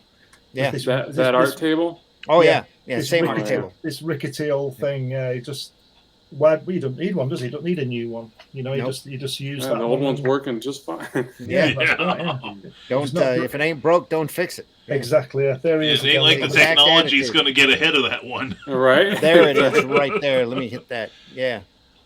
That's cool. That's that table. All wood, all old. Yeah, that's 30s, cool. 30s probably, late 30s. I know the magic that happened on that one table. Yeah, imagine transformative everything that happened off of that. We table. might not be having this conversation if it weren't for tables like definitely that. not. Well, we said a few episodes back. There's an urban legend that the Smithsonian came and asked for that table, but apparently his estate still has it. It ought to be on display somewhere. Yeah, my information. There's a Jack Kirby museum, so. Oh yeah, my probably information is that Neil Kirby has it. Don't quote me on that, but last I heard, Neil Kirby had it. His son had it. It ought to be on display for people to come by it under glass, you know, to come by and see. That's, I mean, here in Detroit, we have Greenfield Village, and they have Edison's laboratory there, and they had Edison come in and recreate supposedly the trouble he went through in order to create a light bulb with all of his people. And once he was done doing that demonstration, they had people come in and literally nail the equipment and the chairs and the tables right into the floor, so that they would never be moved again. Wow. 'Cause that's the last position that Einstein had, or not Einstein, but Edison had them in. Well, years ago, I went to see the Johnny Gruelle Museum, and it's cute. And Johnny Gruelle, for those of you who don't know, created Raggedy Ann and Andy. Okay. And he's from this little Amish community, Arcola, Illinois. They had like a museum, and his granddaughter was curating at the time. I don't think it's open anymore, but they had done the same thing with his studio.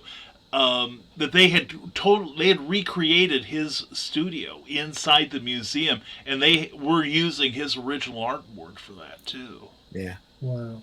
Cool. Well, they should recreate. They should get in touch with me with the photographs of the studio and recreate that. There you go. And put his artboard in there. Yeah, they should. Yeah. That would be should cool. be some. Well, you said there's a Kirby museum now, isn't there? I think it's kind of run. One of the Kirby sons is running it, and it's kind of in conjunction with John Morrow of Two Morrows Publishing, who does the Jack Kirby Collector. Right. So. Great stuff. Yeah. I have quite a bit of that here. Mm-hmm. All right.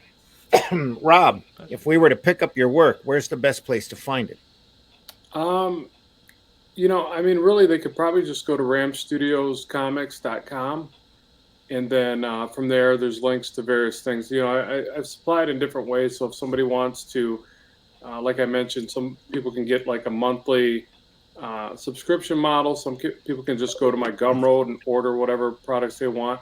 But if they go to ramstudiocomics.com, they can find all the various links. And you're still working. You're going to be doing more comics, right? You were talking to me about that off camera, about working. On so doing more I'm stuff. Trying to wrap up my book 2 of Blackstone. yeah, I'm pretty much done with it. I just got to finish a few pages, letter it. I started some lettering. I'm all over the place. Part of what happens is I've got all this content that I'm taking care of students and stuff like that. So now I'm more of this art teacher that's trying to get my books out, where before I was just trying to get comics out, and maybe I'll dabble on this other thing. It kind of switched gears. But, because I feel like if I don't help the students, then I'm like ignoring them to work on my comics. That's not fair. So I'm just juggling over here. Right. I think you should just get on with your own. Stop the What? rest. Forget the students, those impetulant so-and-so. Yeah, Rob Life, they don't listen to you anyway. whelps. Yeah. Have you ungrateful never whelps. noticed, Rob, how ungrateful those people are? They're taking up your time. Get on with your work. That's Right. my How advice. dare you ask me questions? That's right. That's right. Who do they think they are? Don't you know who I am? My mom always told me there's no such thing as a stupid question. So when I get the ones I don't understand, I just have to ponder longer on how to respond, But I do agree with that. Bad as some of the questions I get are, and sometimes not well thought out, I'm like, no, because I don't know their situation. Now I got to just go into my thinking man pose and figure out how to answer this back in a productive manner, Mm-hmm. Look, everybody's entitled to be an idiot. And thank God for it. Well, real quick, what is, you mentioned Blackstone. What's the Blackstone comic about? Yeah, so Blackstone, I was a big Silver Surfer fan when I first got into comics. Still am, but I mean that was one of the ones. Did Kirby create him or no? Yes. Kirby did create him. Okay, Entirely. Tons of great others, right? Even Stan Lee says he did. So it was an incidental character because they wanted the FF to combat this big planet eater, and Kirby said, well, if they're going to do that, there needs to be somebody that comes out there and actually finds the Earth in the first place instead of him just stumbling across it. So and at the time, the Kirbys were looking to move out to California, and Jack and Roz were on the beach, and they were surfing. And that's where he had the guy surfing the cosmic waves. Yeah. But I tell you, the only contribution to that from Stan Lee is silver. Oscar on a surfboard. That's what it is. It's the Academy Awards Oscar on a surfboard. Kirby would refer to him as the surfer. Yeah. Mm-hmm. Yeah, so I absolutely love that character, and then I think that was part of the inspiration for my own, and then I always like the idea of so the character's idea basically is that he starts off as a villain, a nomad throughout space, bouncing around, just kind of hunting different life forms. Like he's like we would consider a hunter hunting big game. So he doesn't feel like he's a murderer. He's just hunting game, but essentially he's causing these atrocities towards a bunch of different life forms. They all want vengeance. Different ones, sentient ones wants vengeance against them. So he does all that. He comes in contact with an alien, a parasite. He's not even trying to hunt this thing. He's trying to hunt this other thing, and this thing attacks him, and it attaches to him. And it's like this pile of tentacles off his back. And so now what happens is he realizes real quick that this thing won't allow him, it's connected to him.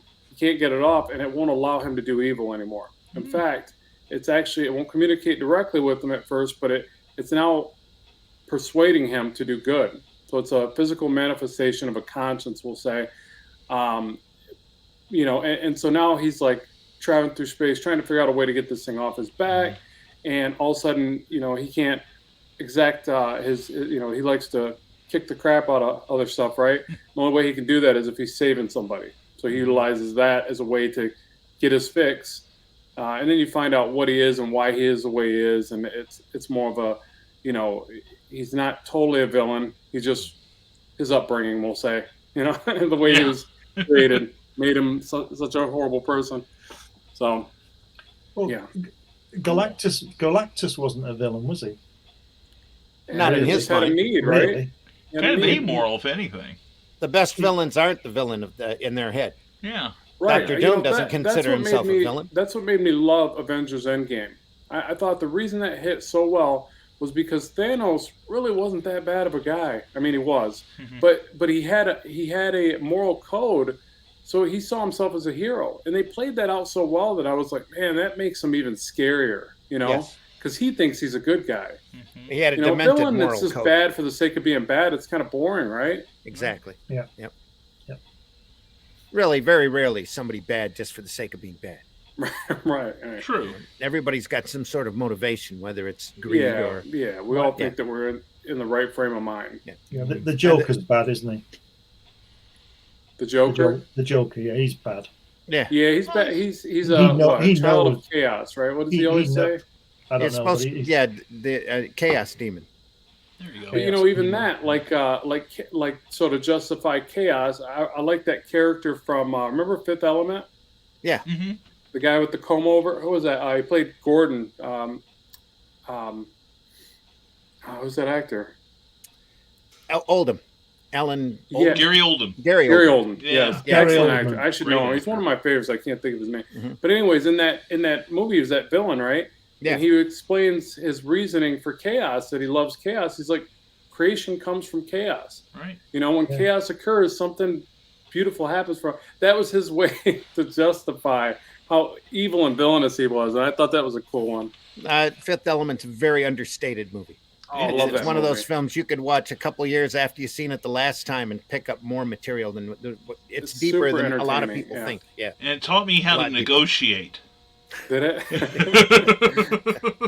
Let's bring a big gun. That's right. Yeah. Yeah. Bring a bigger gun than the other guy. Yeah. Exactly. It's true. So yeah, Rob Marzullo over on YouTube to get a taste of what you do. Yep. ramstudiocomics.com to really get into it. You have a Gumroad, you have a All kinds of stuff. They Skillshare. can find my book. Learn to Draw Action Heroes is on Amazon. Cool. That was going to be my next question. Yeah. And you then get the that. next book you're doing, is that going to be for Imperial or Impact as well? Impact got bought by Penguin Random House, so that's not even did an they? Impact. Cool. Oh yeah. Yeah. So that's not even an Impact book anymore, but it's All right. still out there. But no, I don't know if They it's the keep right it in choice. print. but Are they treating you okay with it? It's okay. It's hard when you see the ability to make digital items compared to print media, the royalty differences, and I don't mean to make it sound like it's all about money, but you got to pay the bills, and it's so much more beneficial to go with a digital product. Now, I don't know about books. That can be a tricky game, and I'm probably going to do the next one under my own, title or whatever. And go full digital and print on demand or whatever. Maybe do an Indiegogo. I don't know. But the thing is that when you realize like digital products that you can make, and I'm talking like templates, custom brushes, any kind of assets, man, if they get picked up by people just sharing properly, like sharing on the web, they can hit in a big, big way. So it's really hard to compare operating costs and overhead to a digital asset, is what I found. And I might have just been fortunate with the way everything's structured. But you can lead, your prospective buyers to a few things like that, and it's more profit. So it's really hard to beat. You have to sell 10 of the one to get one sale of the other. Plus, I think one of the biggest points about working in this business is to be and get as diverse as possible as you can. You're on different platforms. You have different things available in order to attract as wide of an audience as possible. Right. And I think that's something this art form, especially here in the States, has been lacking for so long because they narrowed their focus down to such a small demographic. Yeah. When they really, you go anywhere else, you go to Japan, or they have comics for everything. Right. You go over to Europe and it's looked at as high art. Sequential art is. Over here, we're still looked at as kiddie literature, but we're mostly male power fantasy superheroes. Right. And it's really difficult to break out from that. Even on the crowdfunding aspect of it, it's difficult to get away from that same, because that's what the comic reading public has been trained to do here in the States for the last 3-4 decades. It's just if you're into that kind of material, that lane, that's what you want. As opposed to just the sheer entertainment value that this art form can do. Oh yeah. The days of Jerry Lewis comics and Sugar and Spike comics and Hot Stuff comics are so missing right now, especially and the fun superheroes, as opposed to strictly realistic. Everything has gotten so narrowly focused that it's really hurt the art form here. And you need people out there doing a wide variety of stuff, and there's a lot of stuff being offered right now on Kickstarter and Indiegogo, a lot of different variety of material that a lot of people are missing. You know, for whatever reason, they either don't see it, they don't want to see it, or what. But there's some really good quality stuff out there. Yeah, I think people sorry, Go ahead. Randy. No, go ahead. I was going to say, I think people are sick of seeing the hard and gritty stuff, aren't they? They want some sort of entertainment rather than. It's the same with the films, isn't it? I don't watch these Marvel films. The last one I saw was Winter Soldier. When's that? 10 years ago. Yeah. There's only so many explosions and special effects that you can fit in your head, you know, and you want some entertainment, don't you? You know, some straightforward. I mean, there can be an explosion, of course they can, but that's all it is. It's just so sleek and refined. Yeah, and you need a bit of, you know, rough. You need a bit of, you know, not I so. think Not MCU so now has clean found that they're having a hard time recovering from Endgame. Oh yeah, Because how do you top that? How do you top it? Yeah. Right. Yep. Yeah, and the ones that are coming out lately, I mean, they lack story. They lack story. There's no substance. I mean, yeah, they got cool special effects. Like I love watching She-Hulk, how cool, you know, they got the Hulk just thrown in there, and it's like before, I don't know, 10, 20 years ago, they couldn't even do the CG that way. They definitely would have just threw them in little quips and clips. They would have been like, no, it's too much money, we can't do that. Now they can do it. It's like they got all the potential in the world, and they throw bad story to it. It's like, what was the point of that? You know, Exactly. like, I think the last good story that I really enjoyed that's got the good special effects was not Boba Fett, but the other one, Mandalorian. Mandalorian, yeah. Yeah, I actually really enjoyed that story. I mean, you know, were there some holes? Were there some ideas that could have been better, in my opinion? Maybe, but I'm not a great writer. I just thought it was good. And I had a good time with that one. The thing with Mandalorian, it's a pared down Western. Yeah. You know, you could go through Where it should half be of told. those Western series back in the 50s, and you're going to see little bits of Mandalorian all through that. Right. And even farther back than that, Lone Wolf and Cub. It is literally the plot for Mandalorian. Yeah. And that's a classic manga from, I don't know, the 60s, 50s, and 60s, right? Wasn't it? I think so. I know Dark Horse released it, and it's in huge volumes. Actually, they're really small books, but there's an incredible storage of them. But it's great stuff, just incredible. And that, you know, that's almost like Mandalorian, where Mandalorian's showing you the Star Wars universe. He's going to Tatooine, he's going here, and he's going there. With Lone Wolf and Cub, it was all about feudal Japan. I mean, almost, you know, barely historic Japan, where he's going through all of the different aspects of society and showing you that while he's going through and fighting the bad guys and having to protect the child. Yeah. It's the Yeah, that same, was cool. same basic theme. Yeah. Yeah. And I thought I was going to be bored with it at first, but then as it built up, it felt like it had a message and it had compelling aspects. And then some of these, you watch it and you're like, you can tell they're just pushing special effects down your throat. Mhm. Yeah. By itself, it's not enough, you know.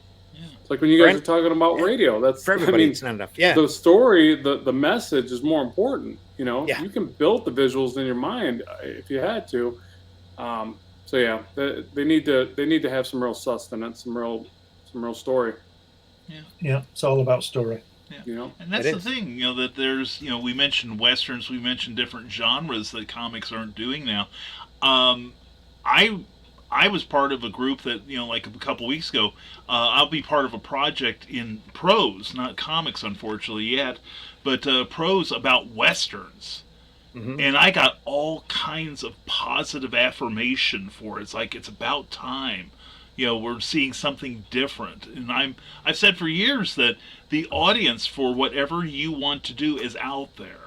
It's just a matter of marketing it and finding that audience. But, you know, once you tap into them and they realize you're there to take care of them, you know, they stay with you. So right. And the big thing about crowdfunding right now is that that market is just barely being tapped. I'm sure anybody that's followed Eric July and the Rippaverse thing that's happening, that should be pretty close to being shipped by now.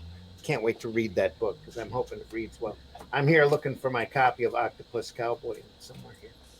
Yeah, I found that out right with there. YouTube as well. Like, I think it's so neat that you can make YouTube videos, you know, figure out who your target audience is, or you know, really what your message really is that you're passionate about. That's the main thing. I mean, but that also is going to align. Oh, cool. Octopus Cowboy. I saw that name. Cool. Isn't that great? It was a crowdfund book. I love pulling this up because of the absurd title, but it's a great looking book. No, that's what's neat about things like Indiegogo and Kickstarter. The absurdities get their chance, and it's working. I mean, I've seen so many cool titles. There's one by Tyler Kirkman, really neat graphical artist. Does some beautiful stuff. He's got one where he combined his love for video games and superheroes. And it's almost a bit silly, but it's beautiful stuff, and it's working. It's a lot of like, so if you had like a Tekken character, that is the karate games, the big arcade games, made those into a 90s style comic. So he combines 90s comics with video games. It's a mashup of that stuff. I mean, it's working. Now, if you would have went to one of these big companies, they would have said, well, maybe, probably not. They probably would have said, no, it doesn't fit our little box of ideas, it's not going to work. So we don't want to take a chance, to say, wouldn't we? Yeah. Right, so that's what's beautiful about those places. Now, he already had a big name because he worked for the big titles, so that definitely helps. I mean, no doubt there. But what I was saying about YouTube is so nice that you can go out there and you can make something that you're passionate about, share it. Now, I remember the first few videos I did, no traction whatsoever. They were just dead in the water. But I kept doing it because I was enjoying it. And that's the main thing. Follow your passion like anything else. But the thing is that audience building over time is so neat. And what's really cool about it is you're able to you're basically making free commercials about your vision and your ideas. Yep. I mean, before you'd had to pay for that stuff. So that's the way I look at it. I don't care if YouTube pays me back. It's cool that they do. It's free commercials. And then you slowly build that audience, and then you get to, you get to do your projects that you want. It takes time. You got to be patient with it, but I think that's a really neat opportunity for people. Yep. Definitely. Rob, I really want to thank you for dropping in this morning and showing off your stuff. So happy to have you on board. I wanted you on the show, especially on this program, Comics by Night, because we talk about teaching and we talk about learning this fantastic craft that we're in. So thanks so much for stopping by. Yeah, thank you for having me. I appreciate it, and it was nice meeting you guys. Yeah, tell the viewers again how they can find you. ramstudiocomics.com, or just go on YouTube, type in Robert Marzullo, and it's not the easiest name to type in, or just type in Ram Studio Comics. Lots of stuff will come up, but yeah, I really appreciate it. Great. Thanks again. Brian, tell folks how they can find you. RisingTide.pub, Amazon, Facebook, Smashwords. RisingTide.pub has a link to my own broadcasting, plus all the books I publish. And if you go to hang out with me on Facebook, you'll see that I'm editor of other stuff. Sorry, Glenn, I've been moonlighting from Stone Door Studios. But, of course, my heart goes with... Let's reassure Glenn. With books like this available currently on Indiegogo. That's right. All the cool kids... It's not there now. I've taken it off in demand. If you want it, you've got to come to me. You got to crawl to go to Glenn. And you can get me at Comics Unlimited Magazine at gmail.com. There you go. But anyway, that's where you can find all things Brian. And as always, thank you for letting me be here. This has been a lot of fun, as always. Deeply appreciate you making the time to be here as well. Glenn, tell folks how they can find you. Usual places, Facebook and things like that. I've even got a couple of videos on YouTube as well if you put my name in. But the main place to get my stuff would be on Amazon. So if you put my name into Amazon, you'll see all my books and magazines and from past and present, and check them all out. And thanks for having me on. It's been great. Have you noticed how it's only midday here and it's gone dark? Yeah. Dark early. Got the storm clouds rolling in, huh? I think I see it as a positive. I usually get more productive in the winter, so I'm ready to knock out some art, stay in the basement studio. I don't know what time it is out there. It's hard when it's nice out. I want to go out and play, be in the sun. I was going to say, I think that's part of an aspect here from the Midwest, because there's a lot of really big talent that's come out of the Midwestern states. And the reason for that's the long freaking winters. In the comic book business, Starlin, Pollard, there's all sorts of great people that have come out from the Midwest. I think a lot of it is the COVID thing as well, isn't it? I wouldn't be here. I only got to meet these Brian and Randy. Us crazy idiots. Yeah. Yeah, through Right. through If COVID, you weren't really. podcasting, yeah. Yeah, no kidding. Nothing else to do. You've got to see the positive in things, and Yeah. aim high. or not. I Or guess just aim. Just comes to aim. some of our Aim programming. high. There we go. Aim high. I told you, Charlie Duke walked on the moon, and I interviewed him, and he said, "Aim high, because you might just hit the roof." There you go. Nice. Very good. We've got a large variety of shows. That's just a small smattering of them over on the. It was Ragin 2. Now it's the Indie Comics Network. We need a new card for that. We want to also point out to folks that while you're doing those campaigns, your Kickstarters and your Indiegogos, when you go to fulfill those campaigns, you want to send your items in a Gemini mailer. You really do, because that's the safest way to get them through the postal service. Even when they frisbee them onto people's porches, they're still protected. If you send them in a Gemini mailer, go over to Gemini Comic Supply now, and on your way out from buying those mailers, and they have all different sizes of mailers. On your way out, use that coupon code RAGIN10, RAGIN, and the number 10, and they'll take 10% off of your order. That's something that they're allowing us to show off just to get you to use their service. It's a great mailer, folks. I've got a ton of them here. When I bought them, I bought a big box of them, and got enough for the next couple of campaigns. You've been listening to Comics by Night, 7th of October. We wish everybody a great weekend. We hope everybody's having fun. If you're around the mid-Kentucky area, tomorrow on Saturday, I'm going to be at the Bowling Green Con in Bowling Green, Kentucky, the 8th of October. I'll be there set up as Arrow Comics, and we'll have all sorts of great books for sale, like my Hero Bot Zero book, Calico of Shard, which is a great fantasy title. I should blow that up. I should be making a bigger statement here. Hang on just a second. Let me swing that over. Boom. Right there by C. Michael Lanning, who also does Dispatches from Outside the Box here on the Indie Comics Network. Paragon, which is a great superhero title, and Luke Stone's Hybrid. Luke Stone will be there with me. So it'll be the first time I've actually seen Luke Stone in person. Again, somebody that we found while the bug was going on, who got involved with this other deal that we were involved with and has become part of Arrow Comics. We're happy to have him and the group. The Rift Riders campaign that you just saw earlier has a great Arrow tier on it for $50. You get 8 Arrow comics, and that includes Marv, Sin Killer, the books that I just showed you, as well as Rift Riders. Only Death Can Save Us, #1 from the great Russ Leach, who we have on here all the time, and an anthology book called Revolt that's got a Chris Skelf cover on it that we'd love for you to see. We'll have all of those books at Bowling Green Con, Bowling Green, Kentucky. Stop by, say hello, meet us in person. So we do look different when we're in person. So I thought Luke was a short guy until I saw a picture of him. He's taller than I am. Crazy. Mm-hmm. But anyway.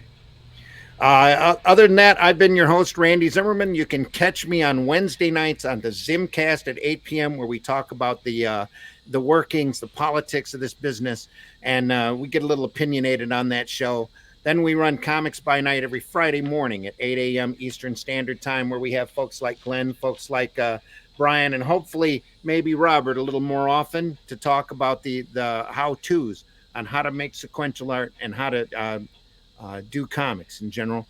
Then we also have a show Sunday morning that I'm really proud of called the Sunday Funnies that we run at 9 a.m. on Sunday, where we talk about what we love in this business, the comics that make us passionate about staying in the business and doing the work that we love to do, and why we do it. We're all here to entertain you. We're all here to hope that you had a good time. Sorry we didn't have the chat. The chat was open. We hope you've behaved while you were in the chat. We sincerely do. And that it was moderated anyway the entire time. I hope HR is pretty up on that. We have a little hamster that sits there with a wrench and gets rid of anybody that's not supposed to be there. But we hope you all behaved yourself. We'll be back live next Friday morning for the next episode of Comics by Night. We deeply appreciate you. We hope you swing over to that YouTube channel, the Indie Comics Network, and subscribe. We're building our subscribers organically, which means every subscriber is an actual person, we hope. And we want to build those up organically. We've got the views on the channel, not a problem, but we need those subscribers right now. So tell your friends, tell everybody to subscribe to the Indie Comics Network so that we can grow that subscription base. We want to get to the point where we're taking on super chats, where you're able to tip us and all of that bit of fun. We're looking to grow this channel because we love this art form, that we love talking about it so much. We want to talk to as many people as possible. So thank you so much. Any last words from anybody before we sign off? No. Buy independent and alternative comics, especially ours. Keep looking for Blackstone, Ram Studio Comics, Rising Tide Publications, Glenn B. Fleming over on Amazon. Always promote. That's true. Watch for Arrow Comics. Next year, we're going to have some great books. We already have some great books out that you probably haven't seen. We're going to be doing more conventions here in the near future. So we've got even more stuff coming out, art books, collections, omnibuses that we'll be kicking out stuff on. So watch for those campaigns. So we appreciate you all. Thanks again for watching. Thanks for your time. See ya. Thanks again for being here. Deeply appreciate you. Oh, yeah. Thank you. All right. We'll see ya. All right. Bye, guys. We're going to go out the way we came in as soon as I scroll down to it here. And that is right here.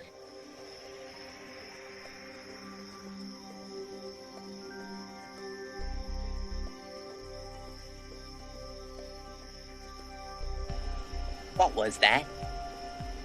This is not a charade.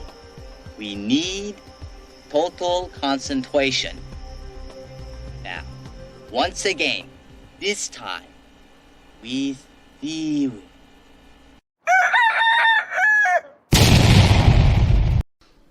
How dare you? Do you draw the Flintstones naked? There's a market for that.